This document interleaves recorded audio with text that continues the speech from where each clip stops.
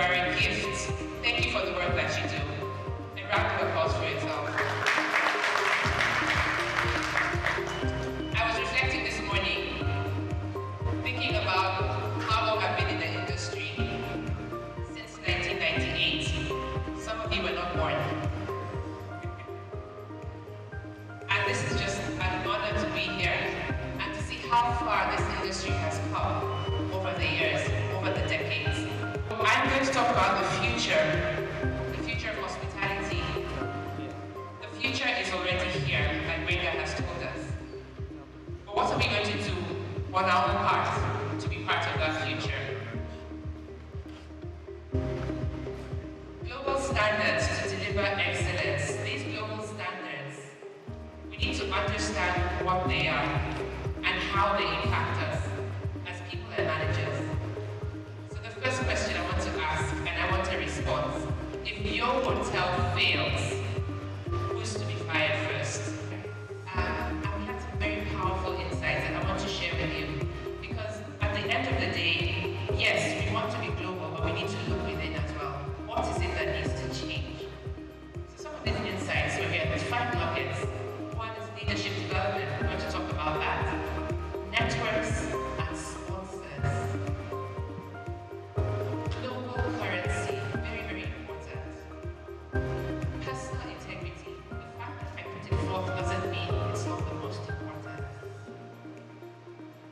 And finally, human flourishing. I will speak about that.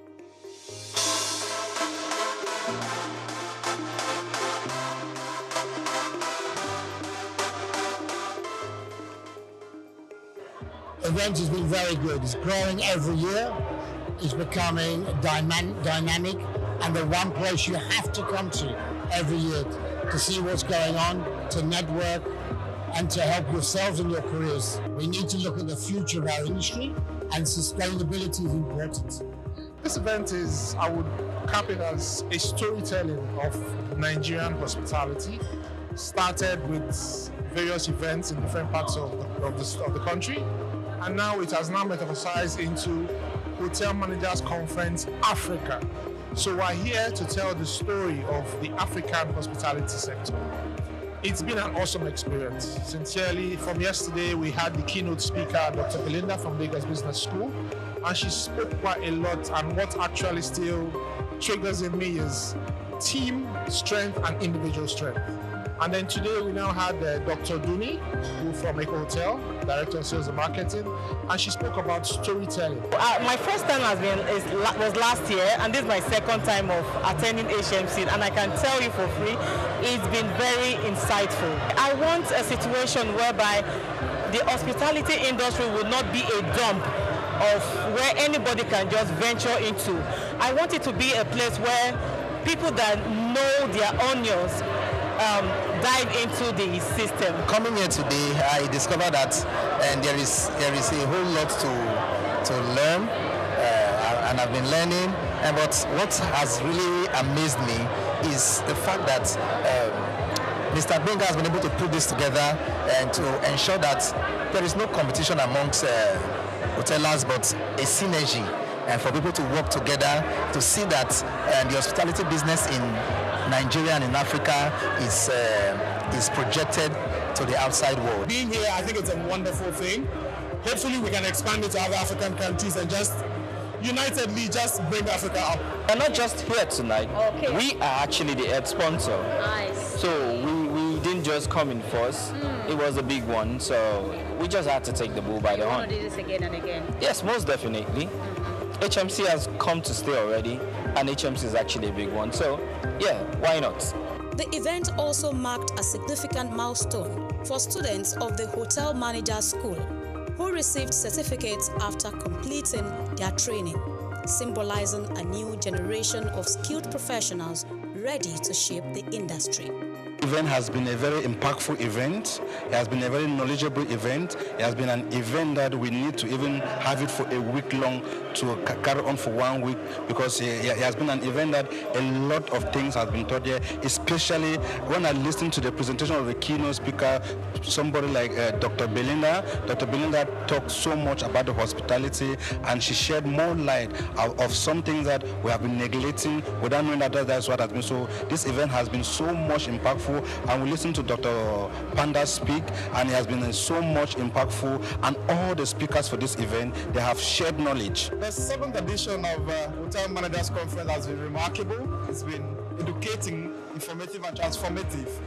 And it's just been a wow. And a big shout out to the organizer, the convener, Mr. Lugbenga Sunday Ombatayo, the veteran consultants. This is my second time in this event, and I am very, very happy to be here, because here it's an avenue to express and get more experience, especially in the hospitality industry. We believe in growth, and I want to see the hospitality growing from this level to the next level.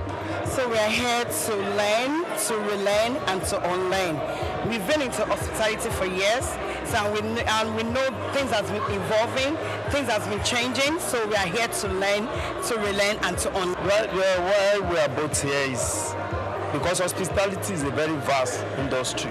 So we see it as something that can improve us on what we are doing on our business, how to relate with people, then to network with the employers of labor, I mean the owners of the hotels, because we give them more work and we do businesses with them. And sincerely, at the conference, I've learned a lot. We've learned a lot, because when we got home, we always do briefing on it. So after the briefing, I saw so many things, and even up till now, we're still learning on it. Okay, so this is my first time at the conference, and it was honestly a great experience. I am enthusiastic about the numbers. I'm happy about the number of people that want to actually get trained in hospitality, as it's a problem that's actually plaguing the industry. We need to invest more in training, and we need to ensure that people that can't even afford this training have the funding they need to access it. Rounding off the conference were photo sessions and award presentations, recognizing exceptional individuals and organizations for their contributions to hospitality.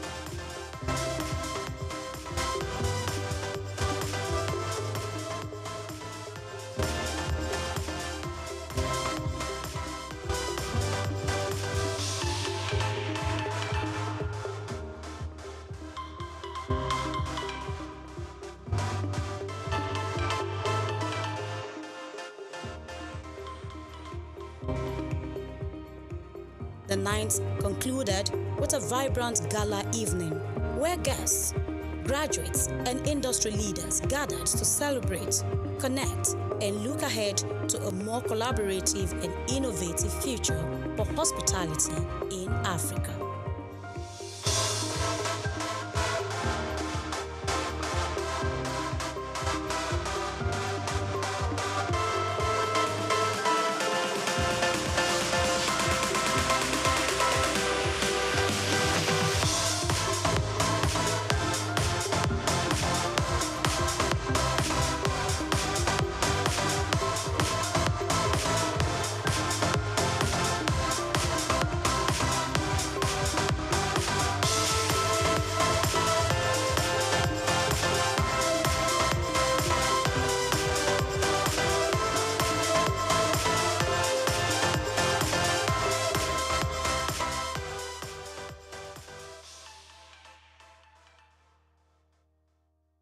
Grace Komolafe, SOUQ News TV.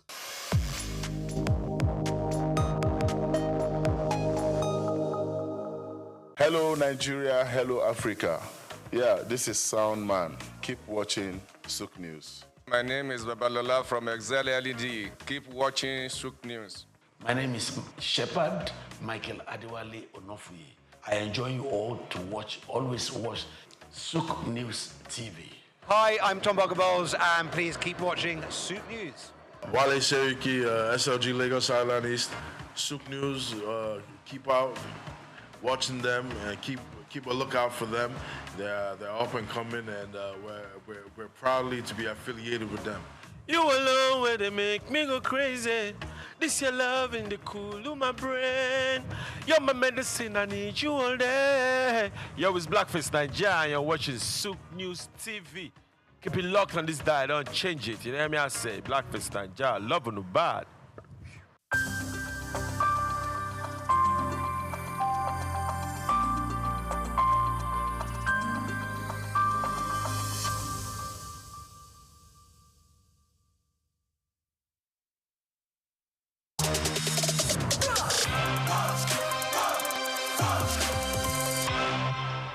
I was born on the 16th day of October, 63 years ago. I'm from Opobo, yeah, and went to school. I'm from River State, from Opobo in River State. Went to school in Port Harcourt, lived in Port Harcourt all my life, from primary to secondary school to A-levels. Then after A-levels, I got admission to Unilag. Immediately after Unilag, I got married, and I've lived in Lagos ever since.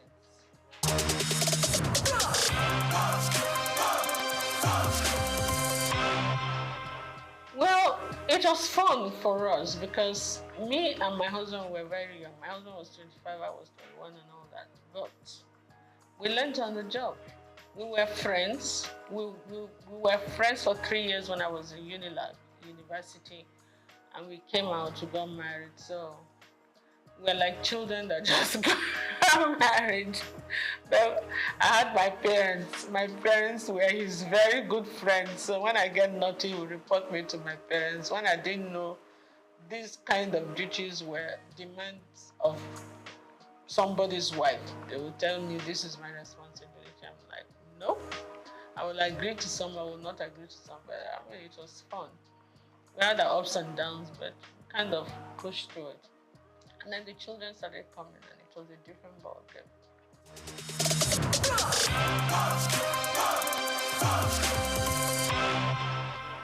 You know, when you come from that kind of family, it's like part of your system. You don't really regard it as anything anymore. But sometimes I get the shock of my life because there was a time my in-laws came to Opobo for one ceremony, and I saw the king. And he gave me a hug and he gave me a pick, and they were like, whoa, the upper Benin won't even shake your hands, you know, as a woman. I'm like, okay. I mean, it's the same family, you understand? So we're used to that. I think we take it for granted. But maybe some other people say, you must call me a princess, you must call me that. I'm not into all those kind of things. I'm not at all, I've never been. So I can't start tomorrow. But yeah. Great King Jaja of Opobo, my great-great-grandfather. And my children, when they studied it in school, they went to Corona school. So they came, Mom, we're telling our teacher and our classmates that this King Jaja of Opobo, they taught them about King Jaja of Opobo in school. And they said, that's my mommy's great-grandfather. Like, whoa, no, it was like a big deal to them, for us.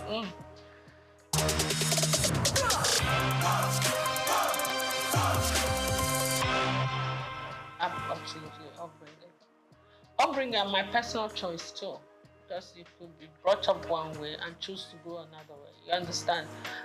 One of my philosophies in life is like this: you're not the tallest in the world, you're not the shortest, you're not the prettiest, you're not the ugliest, you're not the richest, you're not the poorest. Oh, of course, get with it. Do you understand? If you're looking for beauty, there are more beautiful women than you say. If you're looking for ugly, there are uglier women. If you're looking for tall, you're looking for it. So what is it? You understand?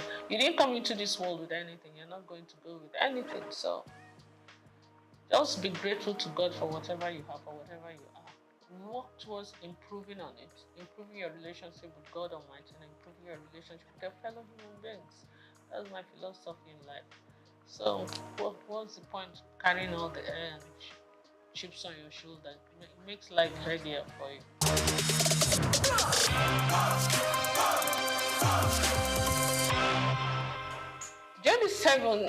7 is my favorite number. It's a number for perfection. And I was born on the 16th of October. My star sign is Libra. We're always looking for perfect balance in everything. It's just an influence from the horoscopes, I'm told. But J is my husband's name, D is my name, and 7 is my favorite number. Lazy way of forming the name of a company, isn't it? So I did, and it stuck. And I knew I was going to go into couture, so that was it. Easy.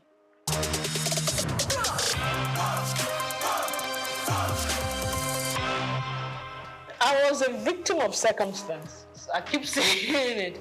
I didn't really come into business to be a fashion designer, to go into fashion, and creativity has always been something that's innate.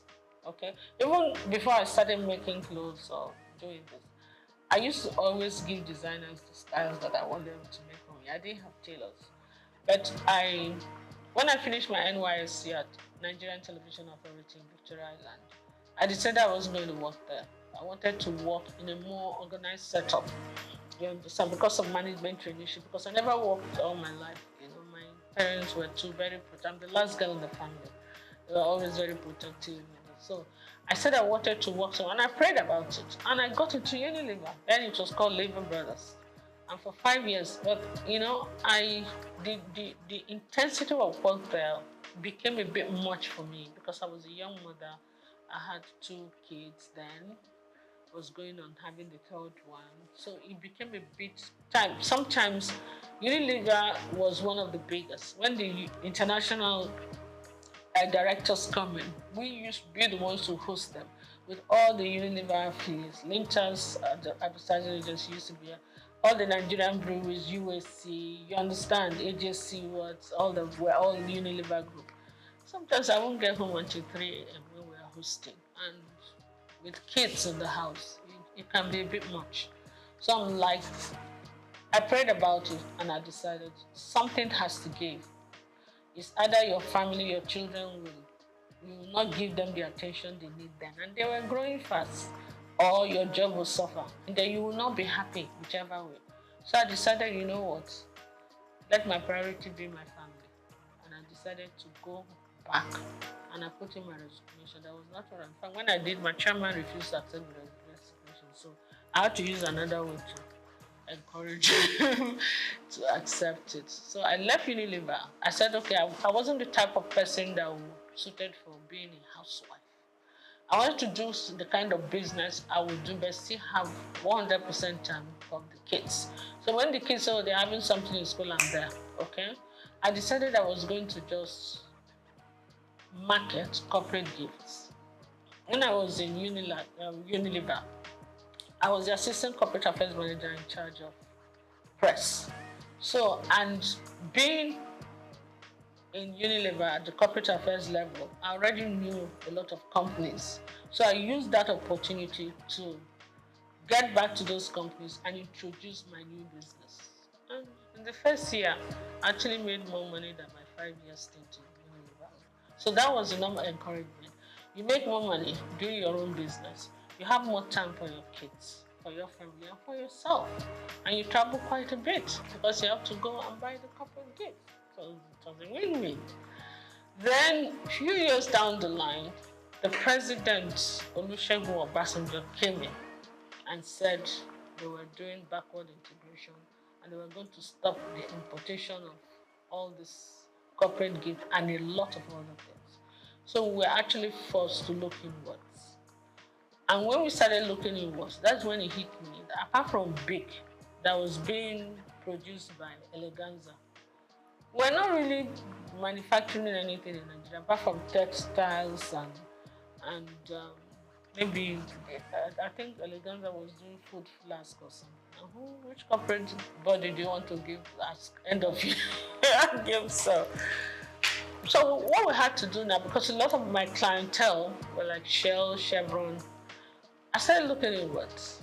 I said, okay, if I have to do something, I can do beddings, pillowcase trimmings, table covers, table placemat, napkins with fabrics like I showed the other day. I can do jute bags, you know. It came to me. So I had to go and buy one machine and employed one tailor. So sometimes they will call me. I did some samples. So when, even in Abuja, when they were going to have, like I remember the West African Women's Affairs, they had a conference. So they wanted jute bags. And we had about 1,000 or 2,000 jute bags. And that was quite nice. Plus, apart from the end of year. So that's it. But you know, after those periods, you have periods of lull. Like you're not using the machine and the tailor. You have to be paying tailor for doing it. I'm like, why am I going to these people to make my clothes? Tailor, oh yeah, this is the style I want. I started first by giving some of my clothes, repeat it. You did well. So I started designing. I could sketch very well. I was a science student in school, but I could sketch really well. So I was sketching, would do well. And sometimes when I wear the clothes, and I go to supermarket, some women will just call me, hey, I really like this thing you're wearing. Please, where did you make it? I'm like, okay, I'll give you the address. I give them the address. They started coming. Before I could say that, within 1 month, I had over 50 women I had to make clothes for. And the one tailor was no longer enough. I had to employ 2 others. That was how we started. From 2 to 4, then I had a whole factory before you could say that. I started making school uniforms, started doing all kinds of things. And then some of the magazines, like Genevieve magazine, look at me like, are you sure you make this outfit? I thought you were a broadcaster. I thought you sell. I said, yes, I did. So I did some photo shoot session for her. And I modeled the clothes, actually. And whoa, I started getting calls from Paris, from the UK. I did DC Fashion Week. You know, I was just, and they will pay your ticket, pay your hotel, please come and showcase for us. Some will even say, please come and open the show for us. Some say, we want you to close this. I'm like, okay. There are places that I would never have thought of going to, like Burkina Faso. They will back me, the top fashion designers that would, when the Alfadi does this, they once every 4 years. Alfadi in Niger. The Niger government sponsors it. He calls all, including Elisab, every international designer, they will go, especially the Moroccan ones, those North African ones, Indians. So they invite one designer from each country. So they used to call me to come because of what I used to work a lot with Ankara and SOUQ, and I do international acclaimed, how would I put it, couture outfits with Ankara, big hats, funny looking, structured clothes and all that. So that was how it went, you know. And I did all the magazines. I've won all the awards.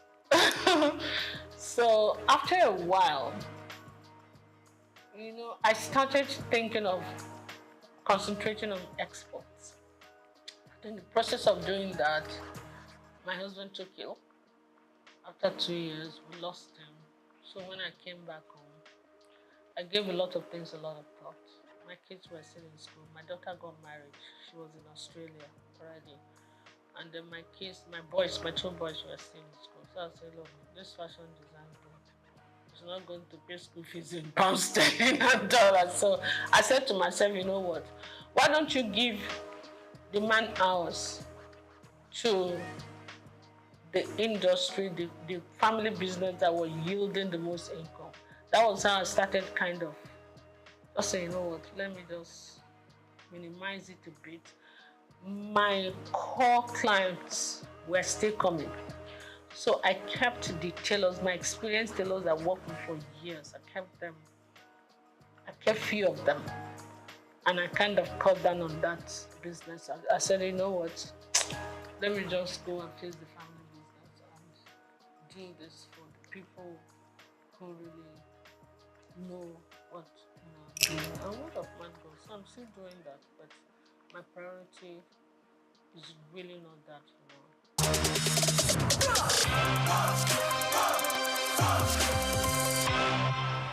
When you look at me the first time you see me, you see a fragile woman that don't like to sweat, that spoiled, that like to be kept. I'm like, what?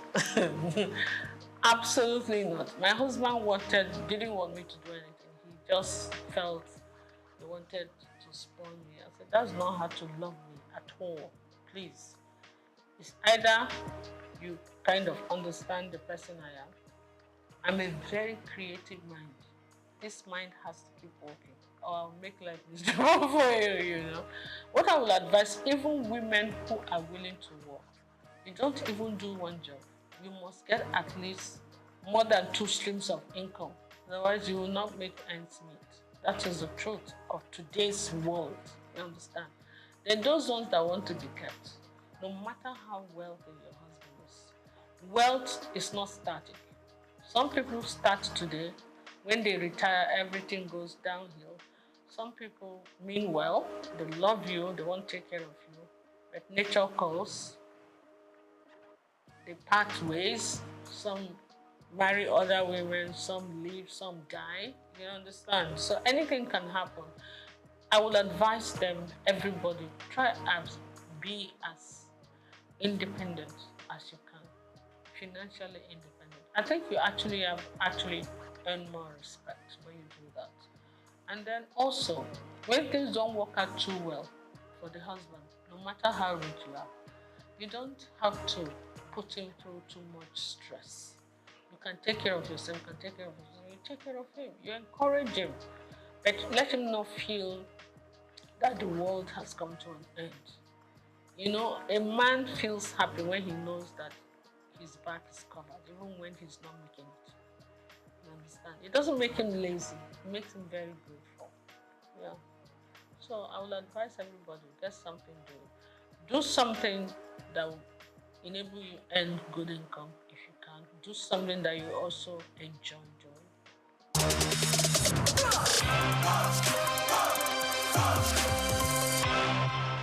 I've always believed in garbage in, garbage out. Yeah?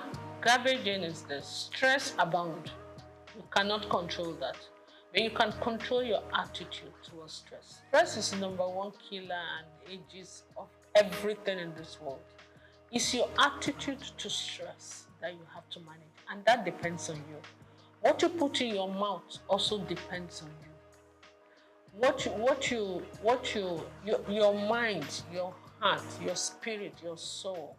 You have to be loving. You have to be forgiving. You understand? All that depends on you.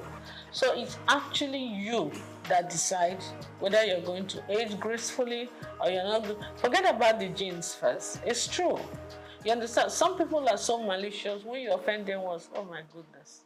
They will carry it in their chest and the chest will be expanding and they won't sleep well and they begin to have problems. Meanwhile, the person you're angry with does not even know you exist.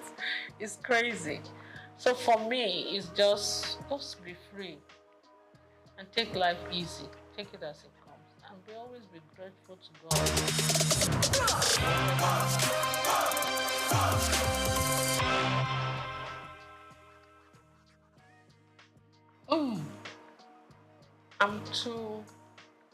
I'm too honest and straightforward. It's either I will be killed immediately or because I will tell you the truth no matter who's asked is God. I don't think I can play politics. I'm not a politician at all. I am a very straight shooter. I will tell you to your face when you're doing stupid things. That was my relationship with my mom, my dad, my husband. So most times, I'm the last girl in the house. So maybe when they were disciplining the first one, by the time they got to my turn, they were a bit tired. So we could talk to my parents anyhow. But I don't do it to create whatever. I just feel that if anybody worth talking to, it's worth talking to with honesty and integrity. And when you want to play politics, they will see something that is black. They will say it's yellow. I can't do that. For the love of me, I can't. So politics is not my call. And because of that, they will not allow you, your creativity to come out, your sincerity to, what's the point?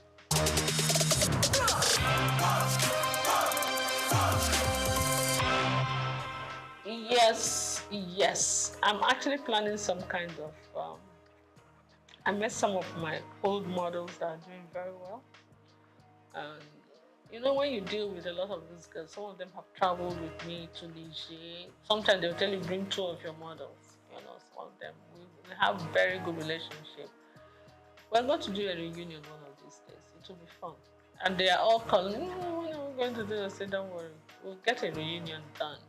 Because we need to revisit the fashion industry, see how things are going. They're doing well. The new ones are doing well. And I just pray that the environment will not discourage them, you know.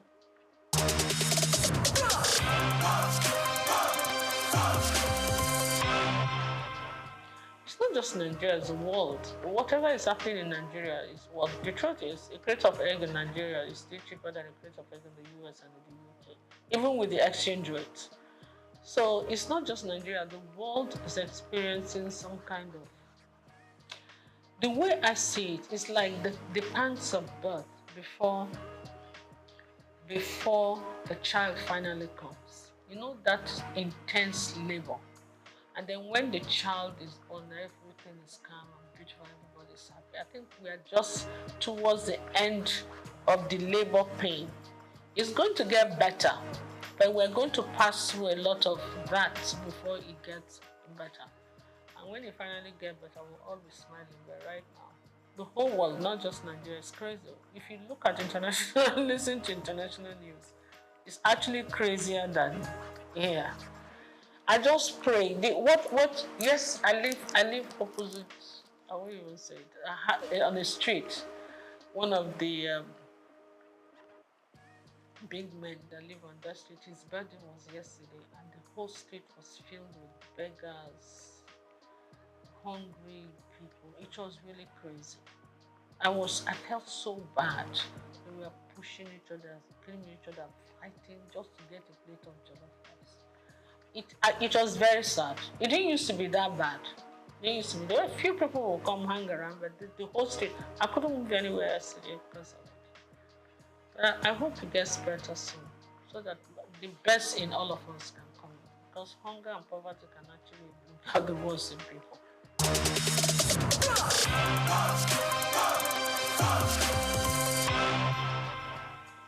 Naturally, yes. I have an NGO that I do. What I do, I take girls, young girls that are not able to complete school because of poverty, and I educate them. You understand? I try to pay school fees, help people. I believe in education a lot. Yeah, because I don't believe in giving you the fish. I believe in teaching you how to fish. I have few of them from my place come stay with me. Some of them are able to stand the discipline. Some of them are not able. So the ones that are able to stay, they stay, and they do very well. Some of them, I train from a distance, and they do well. So I've had university graduates, I have the levels, I have all kinds of things. That's what I do. And most people come to me naturally, not because I'm a trained mentor or anything. When you do anything out of love, an act of sincerity of purpose, and because they see you as genuine, they listen to you. You understand? When you mean well, you tell people the honest truth, and they, you know, it's not easy sometimes, but yes, a kind of mentor.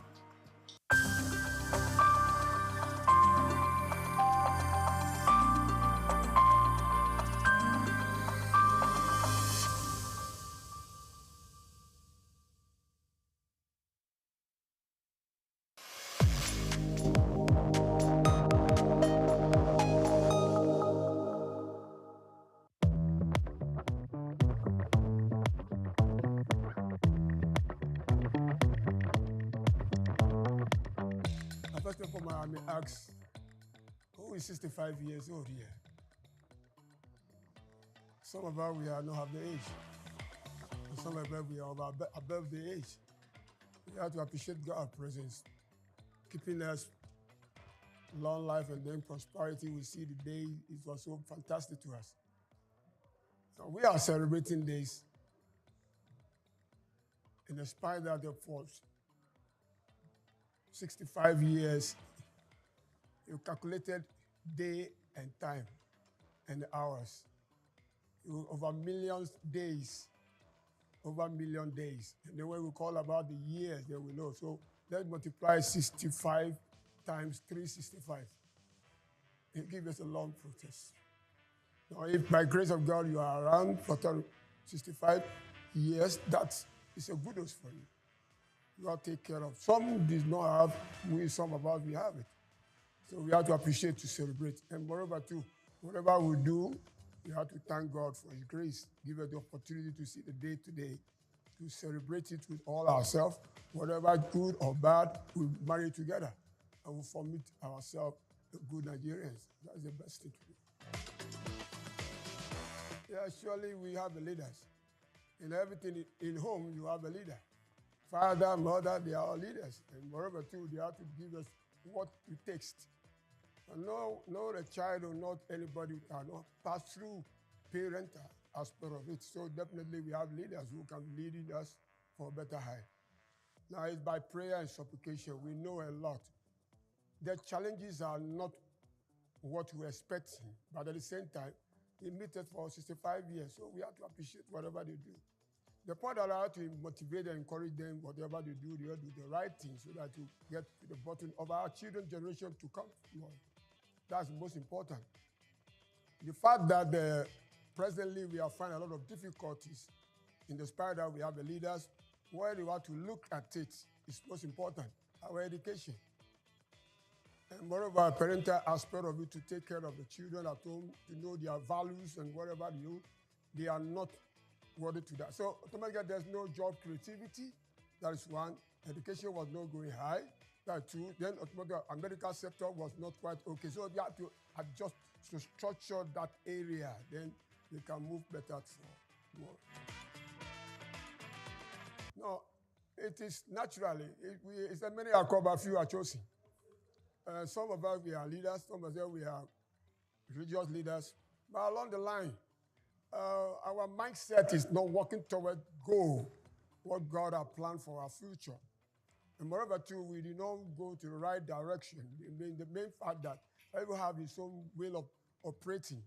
Now, when you get to the Bible, there are a lot of things you can able to quote, and you will see that most of us, we are interested in one particular area, not by godly. Particular, all of us have come short of the glory of God. Moreover, too, a Redeemer came to redeem us. Probably if we have hope, and if we have trust in Him, therefore we can make things different. But the point is that, are we able to submit ourselves? Then we can carry on the responsibility to make the world better tomorrow.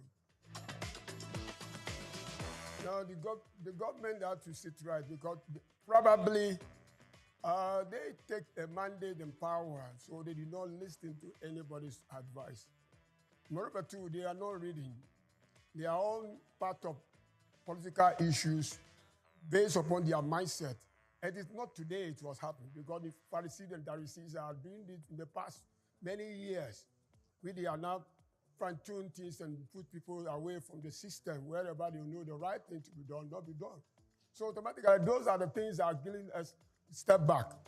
Now, area they have to come in to put this right, they are not there, because nobody will checkmate them. They have power to even to question me or whatever they have. They are controlling the economy, whatever it is. That is the main fact. But the point is, they have to look down that the generation comes are most important. Now, by and large, when you look at the Bible or whatever I can see, the Word of God is telling us, God gave us a commandment. In the first thing, we are naive. And moreover, when God created man, most of us are naive in a certain way. There's no law. And that law was broken down after Moses, before the law came to the world.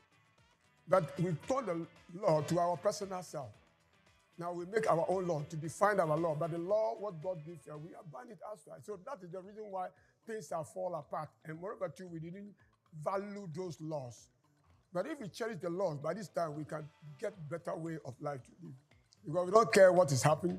We care for ourselves, self-centered. That's the way forward we are seeing today. So most religious leaders, many are interested in the world, not in spiritual. And when you don't have the spiritual backing, with the Holy Spirit that speaks to us, or anywhere, whether you are Muslim, whether you are a Christian, when you know yourself that this body belongs to God, then there's no need to even to go beyond. We tackle it when we all understand the fun factor. The problem we have in Nigeria is very simple.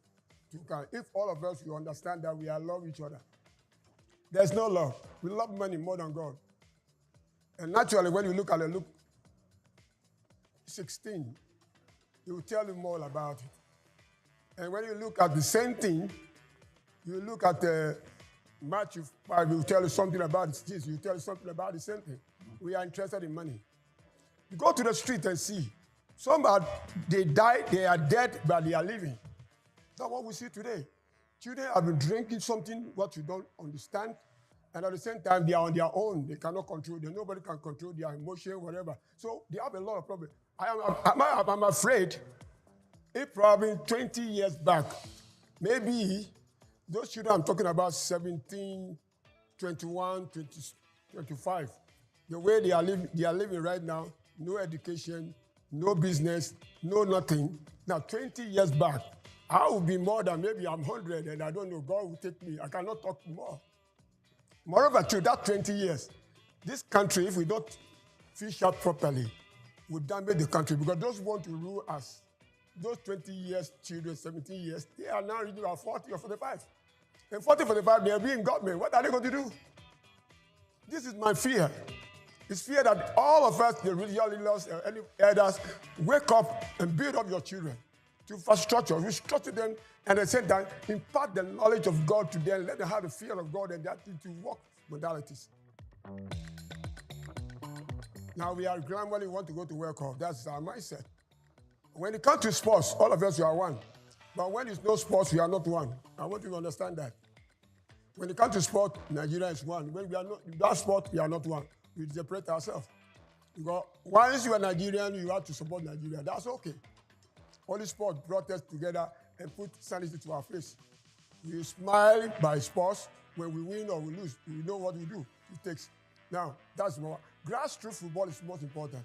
I can give an example for some people who have done it and they make it. And today in Drusu, we were able to carry under 16 to 17 World Cup, and he's surviving it. He make the World Cup blank. Now we can talk about Yemi Teller. He did the same thing, under 21, under 17. He made it under the grassroots. Now, we don't cherish the grassroots football. We didn't value them, they are important. There's no provision toward that. Probably if the FA have plans for under 17 tournaments or league playing within the communities, I think we can build up. Moreover, too, in schools, we are not cherishing schools in all sports affairs so that we can get a grassroots from the children. That is number 2. But if you are now believing that we want to have a national team, we have to bring somebody to import from England to come and play. Who doesn't play the league in Nigeria? Today, we are facing challenges. Reason because most players we have in national team, none of them are playing league in Nigeria.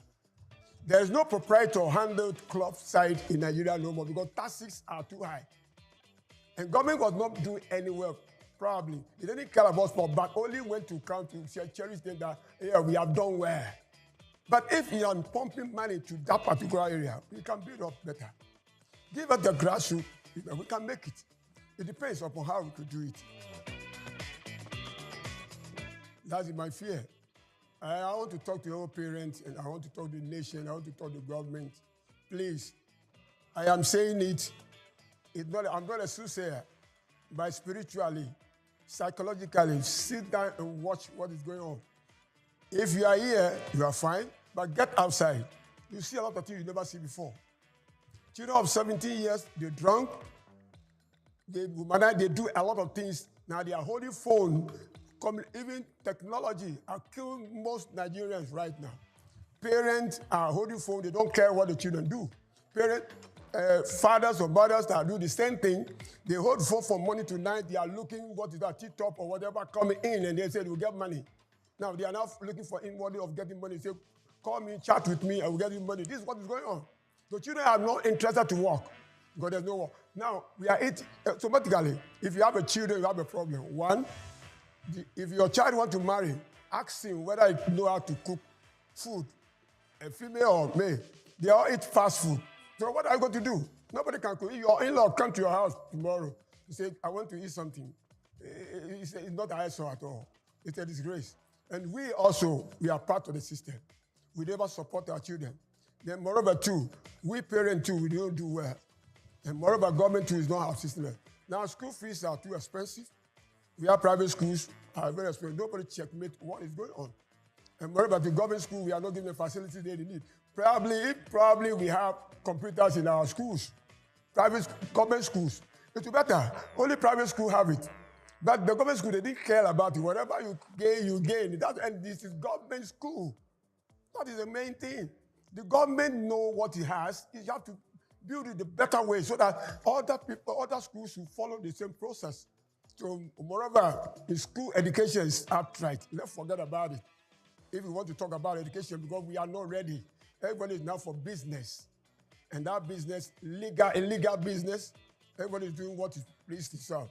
Likewise that, if the government have interest, then if we, the parents, have interest in what our children we have, because somebody don't have a child today, say, I want to have a child. You force yourself to have a child. But can you take care of that child? These are the main things we have to talk about. In the future, we are parents, we have not done well. So we have to checkmate ourselves that look at the mirror and look at yourself. I'm fine. The same fine, let's make sure the children will be fine. Everything God created is good.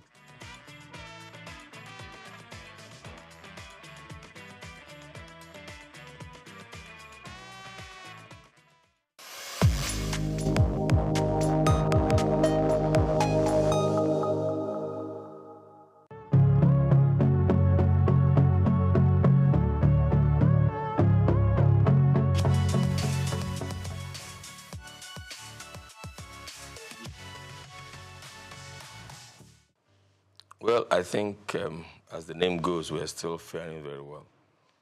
We're still holding on. Basically, Niger Delta Power Holding Company Limited is a Nigerian company owned by the federal government of Nigeria, the 36 states, and the 774 local governments. The federal government has 47% shares in NDPHC, and the 36 states and federal capital territory, plus the 774 local governments own the remaining 53%. Originally, it was supposed to be a stopgap, build and sell power plants to increase the power availability. But in the process, as the company moved along, they discovered that if you build power plants, you also have to build complementary transmission networks. And then if you have transmission networks, you will also need the distribution network so that the power can ultimately get to the consumers. And so because of the gap that was in the sector at the time, Niger Delta Power Holding Company Limited was asked to build more power transmission networks, substations, injection substations. So over time, we had grown into the behemoth that we are today. Principally, we have 8 power plants functioning now, and then 2 are in the process of being completed. So that's what Niger Delta has been. But basically, I can say without any iota of contradiction that Niger Delta Power Holding Company Limited has been able to increase the capacity, the network capacity, by about 50%, and of course the distribution capacity by about 60%. We are capable of producing up to 4,000 megawatts now, but there are still some constraints in the transmission network, which is being addressed by the various arms of government and the various stakeholders in the sector.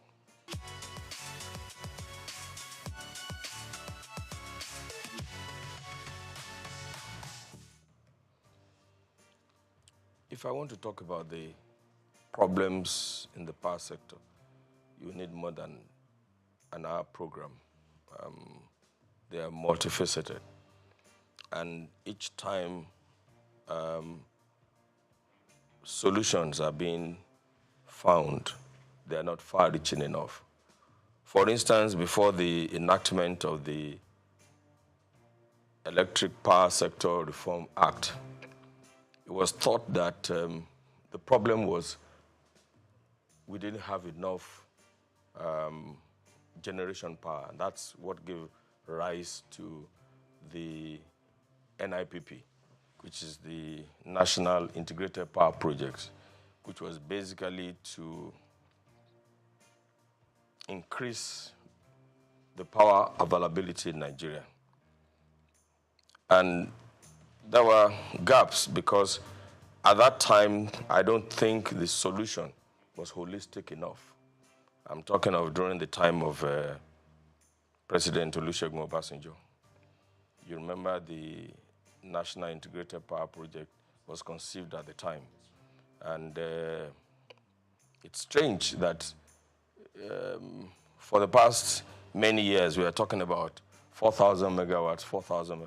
In reality, the available power in Nigeria is about 16,000 megawatts now, between 13,000 and 16,000 megawatts.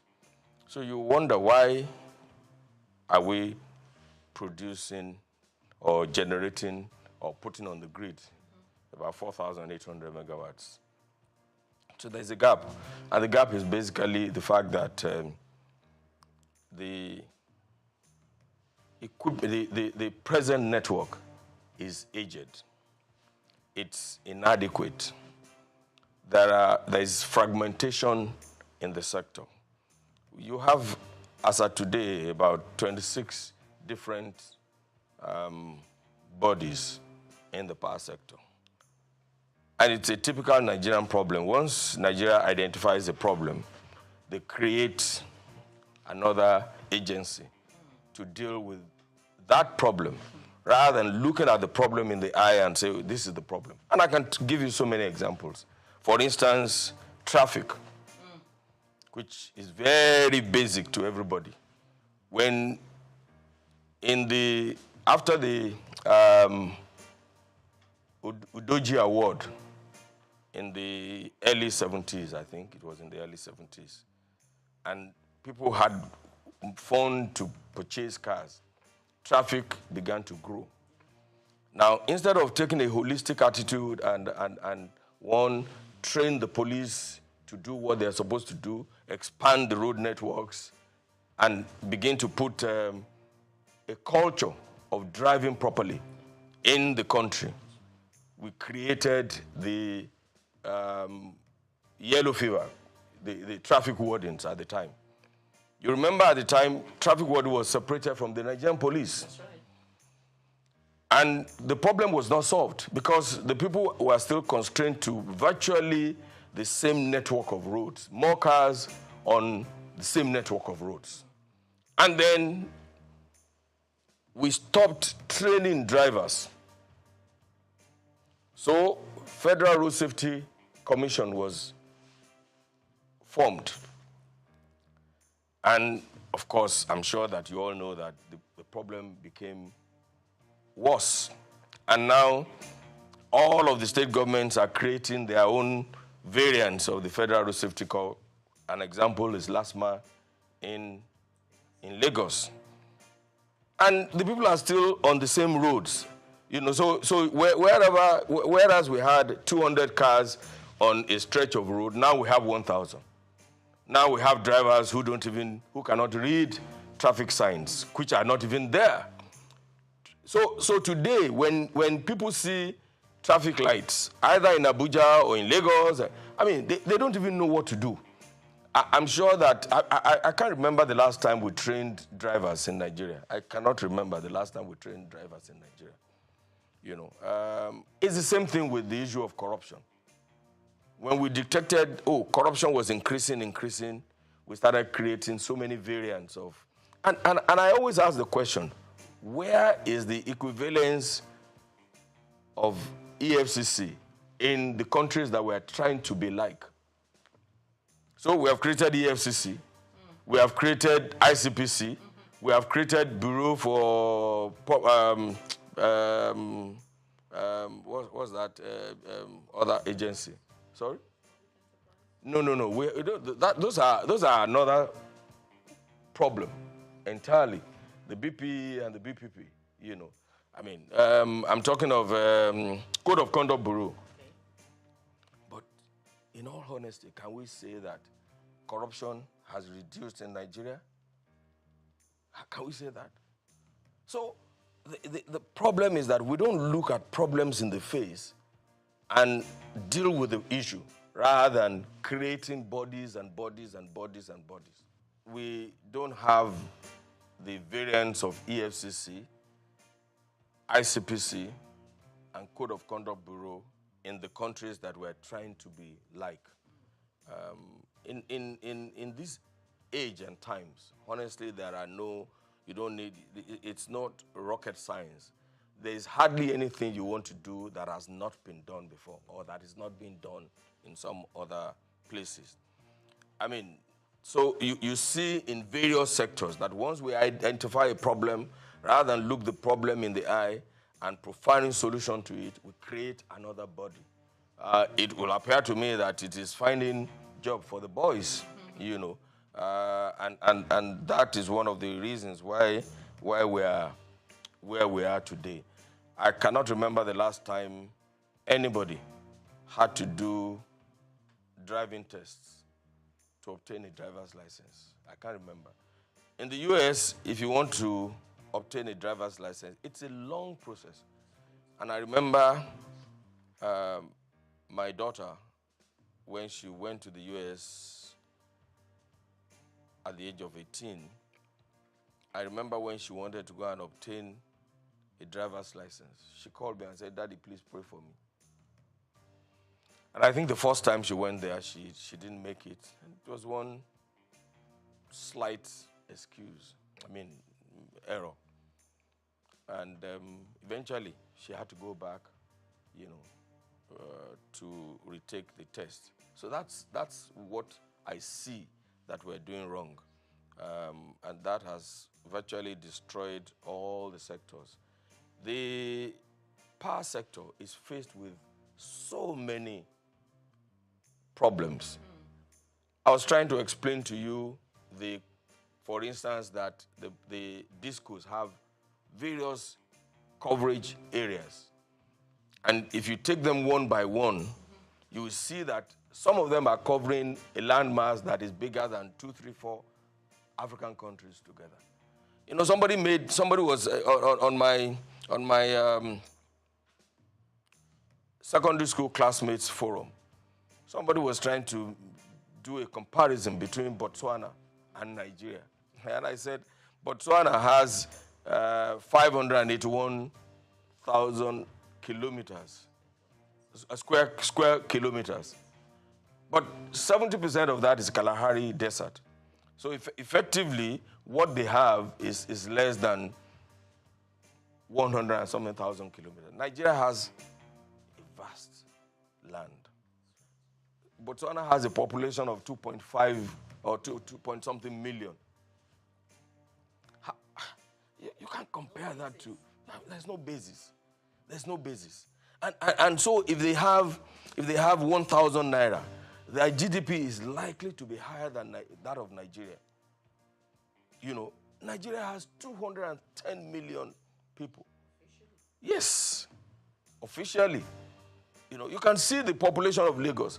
I'm sure that the population of Botswana is not as thick as Surulere alone. I am not trying to give excuses for what we are in Nigeria or how we're doing things badly. But I'm saying that we have a giant problem. We have giant problems in all of the areas. And we need to put our heads together to provide solutions to these problems. You know, you can say that Nigeria is a country in progress. I know that we have enough human resources, we have enough intellectuals to find solution to our problems. And I'm beginning to see that the government of President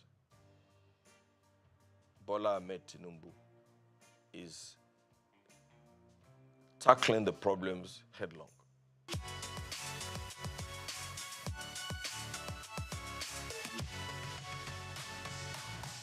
I don't want to say that they work in silos.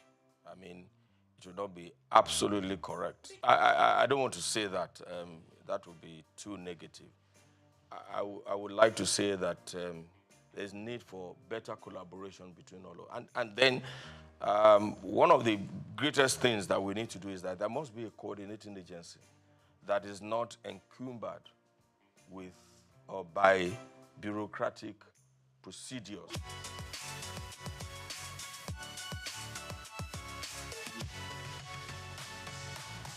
Okay, NEC is supposed to be the regulator in the society. Now, like I said before, if you have a regulator, they must be trained. And we shouldn't be ashamed to train our regulators and to ensure that we have the right people in those positions.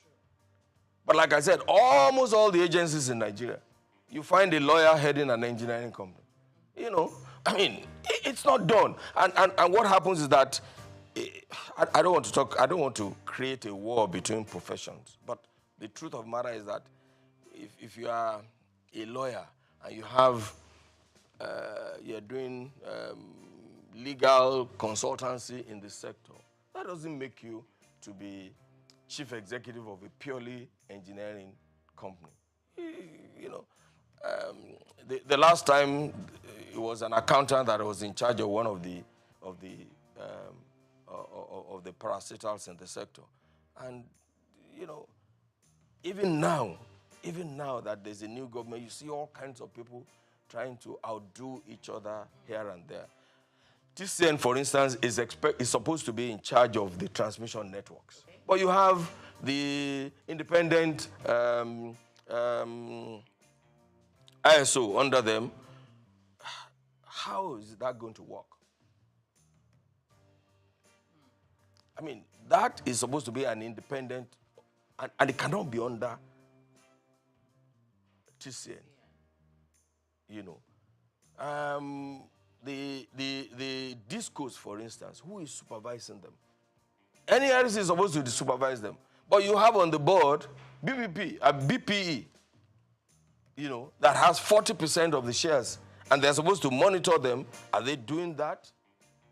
And then now the Yoruba people say, Amukun eru ewo, oni ewo saleni. That is, if a man is crippled or has bent knees and is carrying a load, it's not likely that the load will be straight because the legs are bent anyway. So that is the problem that we have. You know, the root cause, we are not attacking the root cause.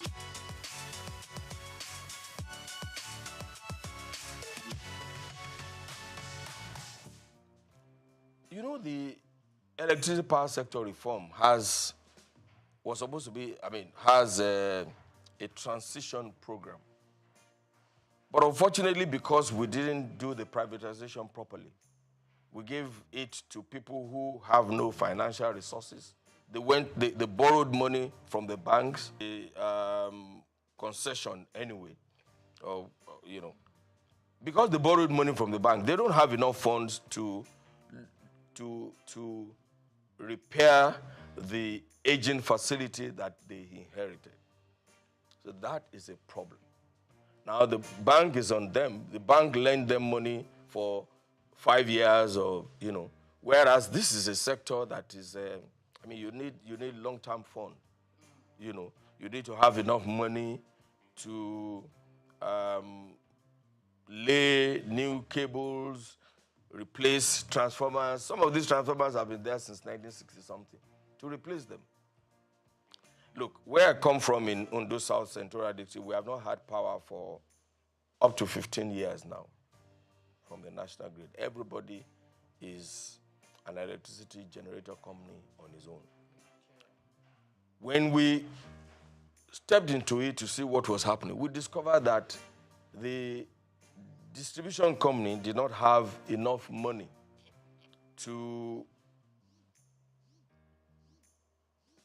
repair the damaged distribution networks. So NDPC stepped into it, and we've spent almost 3 billion to repair all of that. Or almost 3 billion. I mean, we're talking about 6 local governments. At a point, by the time we had finished the reticulation of the networks in 5 of the local governments, we discovered that there is the source of supply is from Ondo.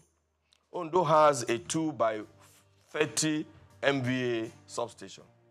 One of that substation is gone. So it means that the distance of almost 100 kilometers from Ondo to Ore and to Ilaje, to Igbokoda area, to Mahin and Co. Just one single 33 kV line is coming from that. So by the time the light gets to, it's the same thing we saw in Lafia, for instance. For years, Lafia, even the government house in Lafia was being operated on generator because the single line feeding Lafia and the entire Nasarawa state is from Abuja. So that's why we stepped in and built the 330, 132, 33 kV substation, which was commissioned early last year by President Muhammadu Buhari. And you can see the joy in the faces of the people. Now, in Ondo South Senatorial District, for instance, they are building the NDDC, not NDPHC, is building a 132 kV substation in Uderinije, which should help to bring power from Omotosho and to that area. But they have been on it for years now. And without the completion of that, there's nothing that can happen in the place. They will still have candlelight. So these are the problems. Now, NDDC is independent of NEC. It's virtually independent of the DISCO. It's independent of but they are doing a good work because they have offered to do, they have identified the problem and they have offered to do it. But who is coordinating these activities to ensure that everybody is working? And you know, one of the things I always complain about is that since this past 6-10 years, for instance, TCN has many of its projects are 85-90% completed. Some of the problems are just way-live, that the government should collaborate with the state governments to resolve. But what do you have? A substation is ready in Akure, for instance. A 330 kV substation is ready in Akure. The transmission line is supposed to come from Oshogbo to Akure, and another transmission line is supposed to come from Benin and drop in Akure. Because of way-live issue along the route from Oshogbo to Akure, that project has been stalled for almost 6 years. So there has to be an organization that is above NEC, that is linked only to the president, that will look at all of these things. I talked about the fragmentation in the sector. You know, look, and let me tell you something. I know that electricity is a commercial venture. And when you put your money there, you should be able to recover your investment. However, it's also a social contract between the government and the people. It's a social contract. You know, so if you have such a transmission line, everybody should be involved. And I remember that it has to be a responsibility. I remember when we were doing a project in Owerri, And because the transformers have been there for a long time, we needed to remove the transformers to a workshop somewhere in Ikorodu there for repairs, so that when they take them back, it can function properly. And we had given authority to the EPC contractor to go and remove the transformer. But of course, when the community saw that they were removing their transformer, this was a transformer that has not been functioning for the past 10, 15 years.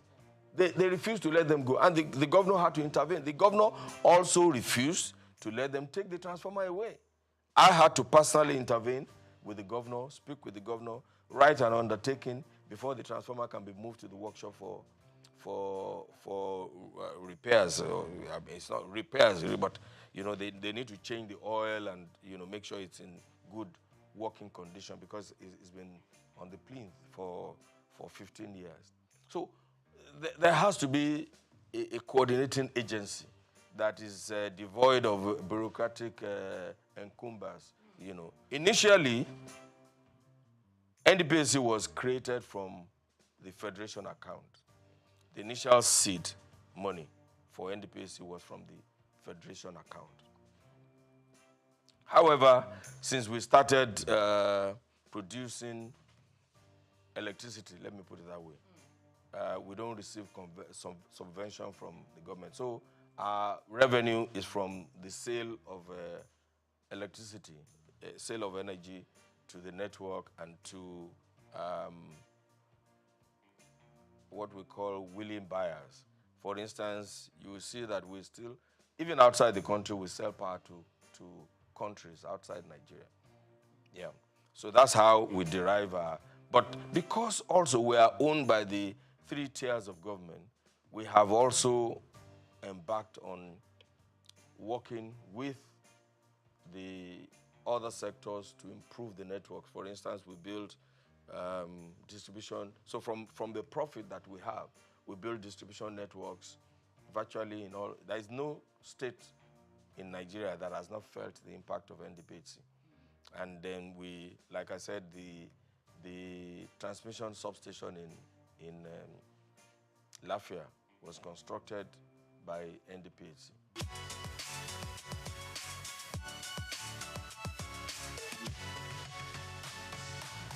It's like LNG. LNG cannot receive subvention from the federal government anymore.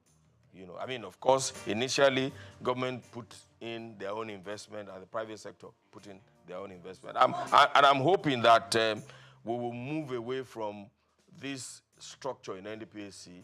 I'm really hoping that we'll move and adopt the NLG structure, for instance, and bring in a huge investor to acquire 49% so that we can start operating like an LNG. There's a lot of confusion in the society, and even those even some high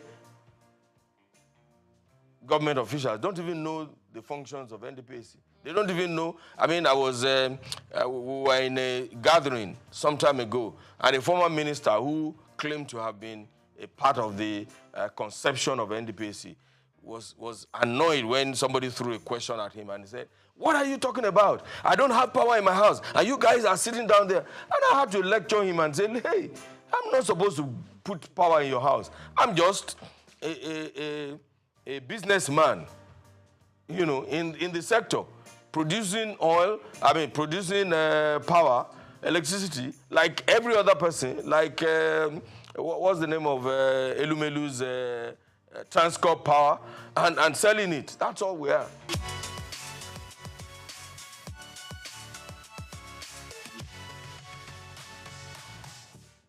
The problems are enormous. But I believe very strongly that the discourse as they are now don't have the capacity. There has to be a restructuring of that sector.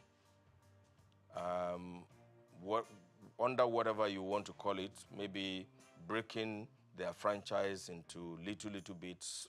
1 or 2 of them are doing well. Eco, Disco, Ikeja Disco, yeah. Because, and also, the problems are different. So, but for most of them, look, if you, let me give you an example. If you need to, under Yola Distribution Company, I mean, you know how wide that sector, I mean, that part of the country is.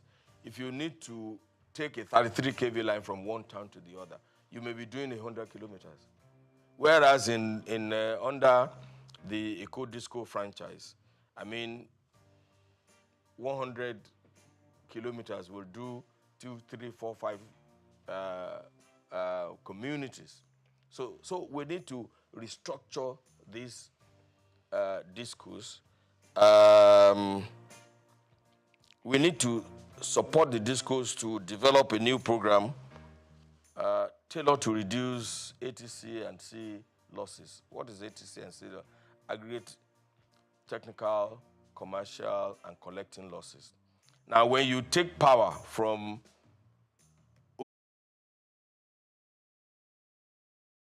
power for Ore, for Ajibandele, for this, for that, by the time you get to the end, what you have is candlelight. So you will need to and the discos don't have the finances to do these things. I said earlier that the privatization was not properly done. I'm not sure that those people have an understanding of what they were getting into. Everybody thought the power sector was like the telecommunications sector. But it is not. The amount of infrastructure that you need to put in place, physical infrastructure that you need to put in place for power is totally different from that. Because apart from your cell in telecommunication and the handset there's nothing that you need to do. You probably don't need to put poles, pay compensation. Fiber optic is for specific areas. I mean, for specific things, and it doesn't stop the telecommunication facilities. Yes, exactly, from functioning very well. So that the difference is, but you cannot send power remotely. You need cables, you need poles, you need transmission lines, you need all sorts of things. You need transformers.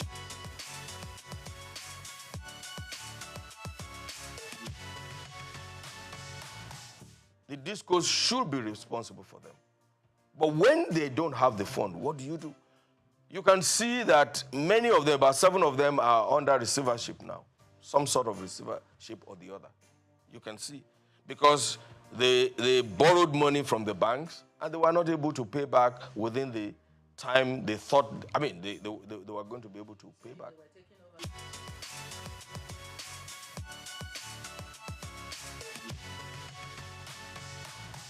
You have to deal with each one of them, you know, on it has to be a tailored solution to each disco. You cannot apply the same brush for all of them.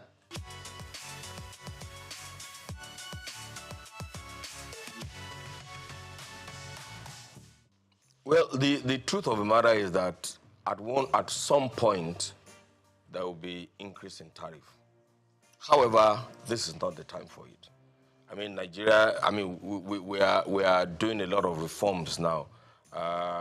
The removal of the subsidy has increased the cost of living in Nigeria. The exchange rate, harmonization of the exchange rates is also going to affect the economy and the earning power of the common Nigerian, even though that should not be the case, because I can tell you for free that no business organization was charging their customers based on the 400 and something naira to the dollar that the CBN was. And that's a fraud on its own, because CBN knows that there's nobody who is selling anything in Nigeria decides the cost of that good based on the CBN exchange rate. It's simple because they are not sure that they will get. I mean, when they need to replace machinery, raw materials, they were not sure that they could get the dollars from CBN. So this is the best thing that could have happened. The Naira float. The Naira float is the best thing that can happen to our nation, Nigeria. And I'm surprised because every expert and non-expert had been advising CBN to do this for so long. So I'm surprised that the CBN was reluctant to do what is needful, and that's about the corruption in the system. So this is not the time, and I'm advising government too. This is not the time to increase tariff.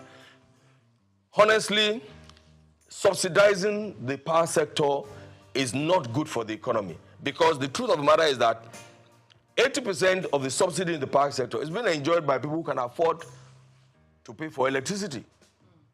That's the truth. The low tariff pays only the rich. You know, the poor people just take advantage, just like in fuel too. Look, if you have 10 cars and you put all the 10 cars on the road, the poor man has only one way to go, just to go to office and come back, and you know. But the man who has 10 cars will want, the wife will take one, the children will take one, the workers will take one, and that's what is happening in the sector. So yes, this is not the time to think about increasing tariff. It will look, in the past, the cost of diesel was very high, right?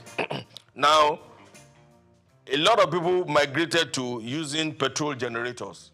Now the cost of petrol is even almost higher than the cost of, because petrol burns faster, you use more petrol for your generator than diesel. So,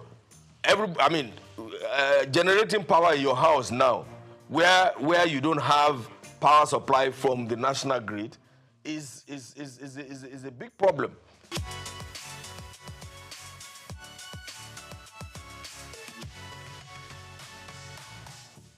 No, there is no doubt in my mind that we need to migrate to prepaid meter. I mean, not only intelligent meters, so that when we have intelligent meters, nobody can manipulate their consumption. You know, if you go to some hotels in the past, all of the heavy-duty consuming equipment, their laundry, their air conditioners are connected directly, or they bypass the meters, you know. But if you have intelligent networks, that cannot happen, because it will be discovered and then you will be dealt with appropriately. So there's no doubt in my mind that everybody, and it's in the interest of the consumer too, to acquire prepaid meters. And it's not the only prepaid meters that the discos should supply. It should be intelligent networks. Of course, I said earlier that they don't have the money to do it. They don't have the funds.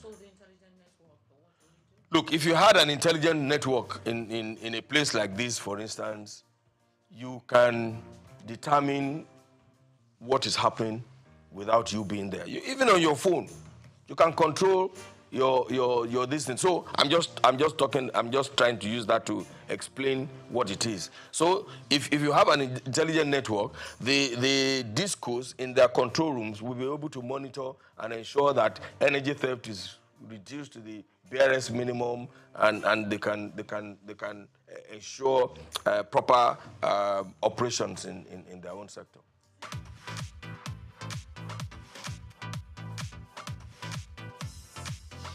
The Trump administration has once again thrust U.S. immigration policy into the global spotlight with the recent announcement of a new voluntary self-deportation program that offers a $1,000 stipend to undocumented immigrants who agree to leave the country on their own.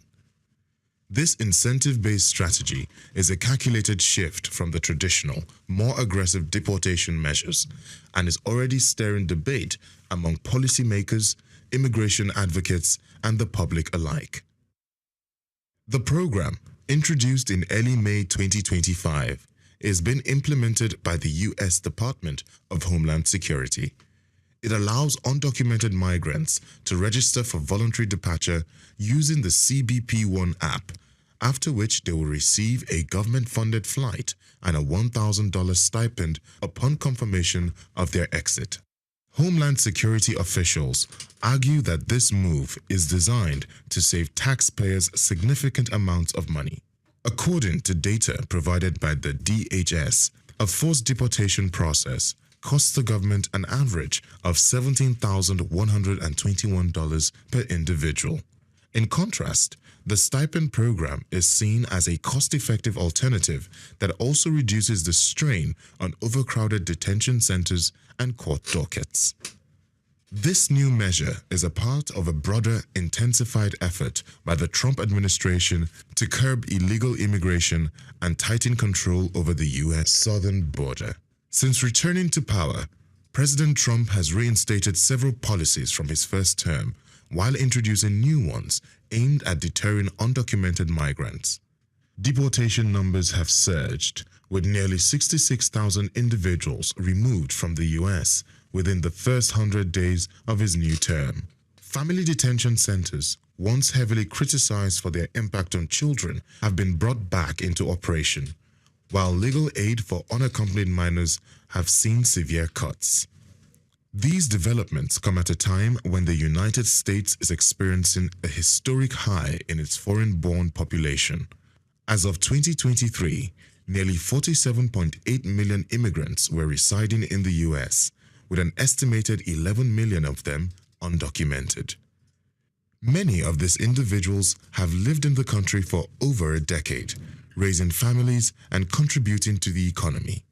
Immigrants, regardless of status, are a vital part of the U.S. labor force, contributing billions in taxes and significantly shaping industries such as agriculture, construction, and caregiving. Critics of the $1,000 self-deportation offer argue that the program may oversimplify the complex reasons behind undocumented migration. Many of those targeted by the program have deep roots in the U.S., including U.S.-born children, community ties, and long-term employment. Human rights organizations warn that such policies, while less aggressive on the surface, may pressure vulnerable individuals into making life-altering decisions without legal representation or full knowledge of their rights. There are also concerns about the ethical implications of offering monetary incentives for departure, particularly in cases involving asylum seekers or those fleeing violence. From a strategic standpoint, the administration insists that this approach is a practical way to reduce the migrant population without resorting to mass raids or extended detentions. Supporters say it offers dignity and a choice to undocumented migrants while protecting national interests. However, immigration experts question the actual effectiveness of the program, noting that similar efforts in the past have yielded limited results. The offer of $1,000 may not be enough to motivate individuals who have risked everything to seek better lives in the United States. The debate around this policy underscores the broader tensions within American immigration discourse, balancing border control and national sovereignty among humanitarian obligations and economic realities. With the 2026 midterm elections approaching, immigration remains one of the most polarizing and politically charged issues on the national agenda. In the wider global context, policies like this could set a precedent as other countries monitor the U.S. approach, especially those in Europe and parts of Africa facing rising migration numbers. Questions around voluntary migration, incentives, and state-led deportation policies are likely to spark wider international debates. What remains clear is that the Trump administration's latest move is not just a domestic policy. It is a bold, controversial experiment in reshaping the global migration conversation. I am Moyosore Adibi for SOUQ News TV. The story of Ile-Ife. Ile-Ife often described as the spiritual heart of the Yoruba people, is not just a city, it is the cradle of identity, civilization, and belief for millions across West Africa. Located in present-day Osun State, Ile-Ife is revered in Yoruba tradition as the place where life began and where the gods descended to create the earth. Archaeological findings, however, suggest the city's origins date back to between the 8th and 11th centuries CE, making it one of the oldest continuously inhabited urban centers in sub-Saharan Africa. According to Yoruba mythology, Oduduwa is regarded as the progenitor of the Yoruba race and the first ruler of Ile-Ife. All traditions say he founded the kingdom, from which many Yoruba monarchs trace their descent.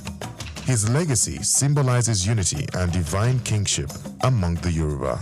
Centuries later, under the reign of Obalufon II, believed to have ruled in the 14th century, Ile-Ife experienced a golden era marked by exceptional artistic and technological achievements.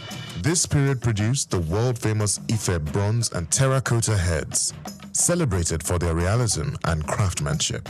Scholars have described these artifacts as evidence of an advanced mythological culture that rivaled any in medieval Europe or Asia. Recent archaeological discoveries at Igbo Olokun near Ile-Ife revealed ancient glass bead production sites, one of the earliest in sub-Saharan Africa. The finds, led by researchers such as Professor Adisa Ogunfolakon and Dr. Babalola Abidemi, confirm that the people of Ife were skilled innovators in trade and material science. Beyond its material legacy, Ile-Ife remains a sacred and living symbol of Yoruba spirituality. Its monarch, the Oni of Ife, is still regarded as a custodian of tradition and a spiritual bridge between the people and their ancestral heritage. According to Bayo Laoye, a veteran journalist with SOUQ News Television, the story of Ile-Ife is not merely about the past, but about continuity. Ife tells us how knowledge, art, and belief shaped the destiny of a people. It is a reminder that civilization in Africa didn't begin with contact from outside. It grew from within. Today, Ile-Ife continues to attract scholars, tourists, and spiritual pilgrims from around the world, all drawn by the enduring mystery of the source. I'm Moyosore Adebi for SOUQ News TV.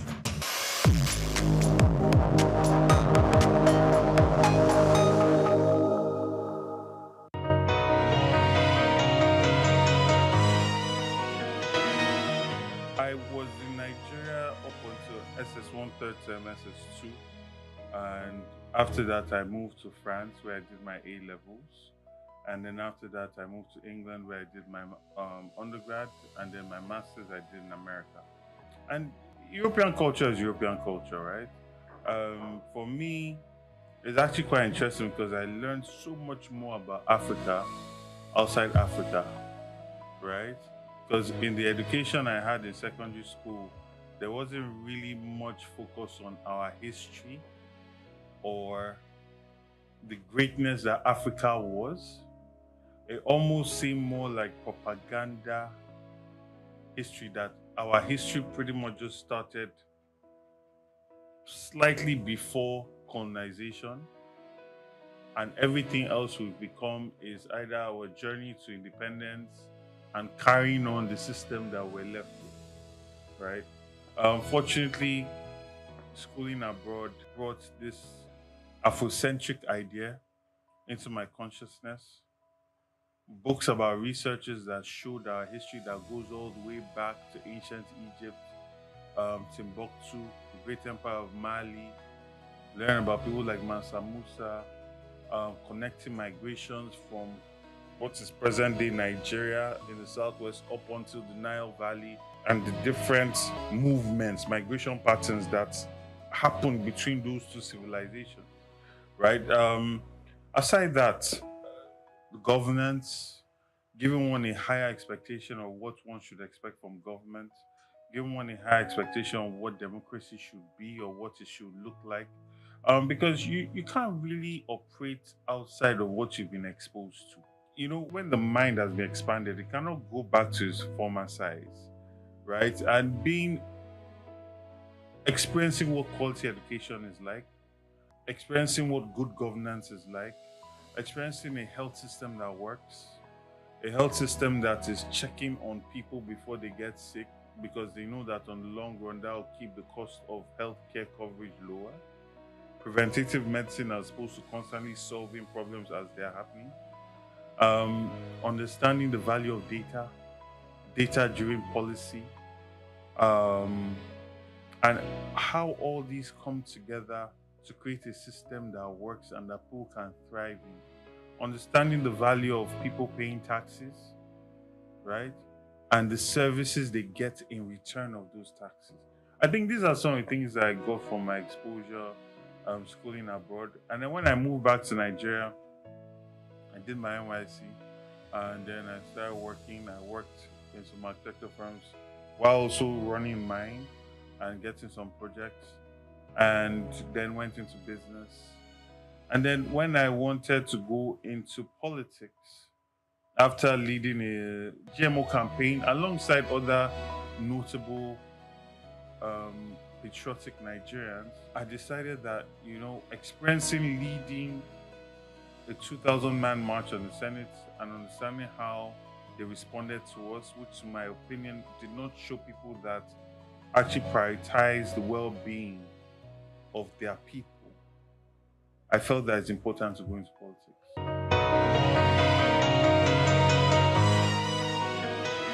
Okay, so I ran for student council president in high school and won. So politics that way, yeah. You can say since I was 19,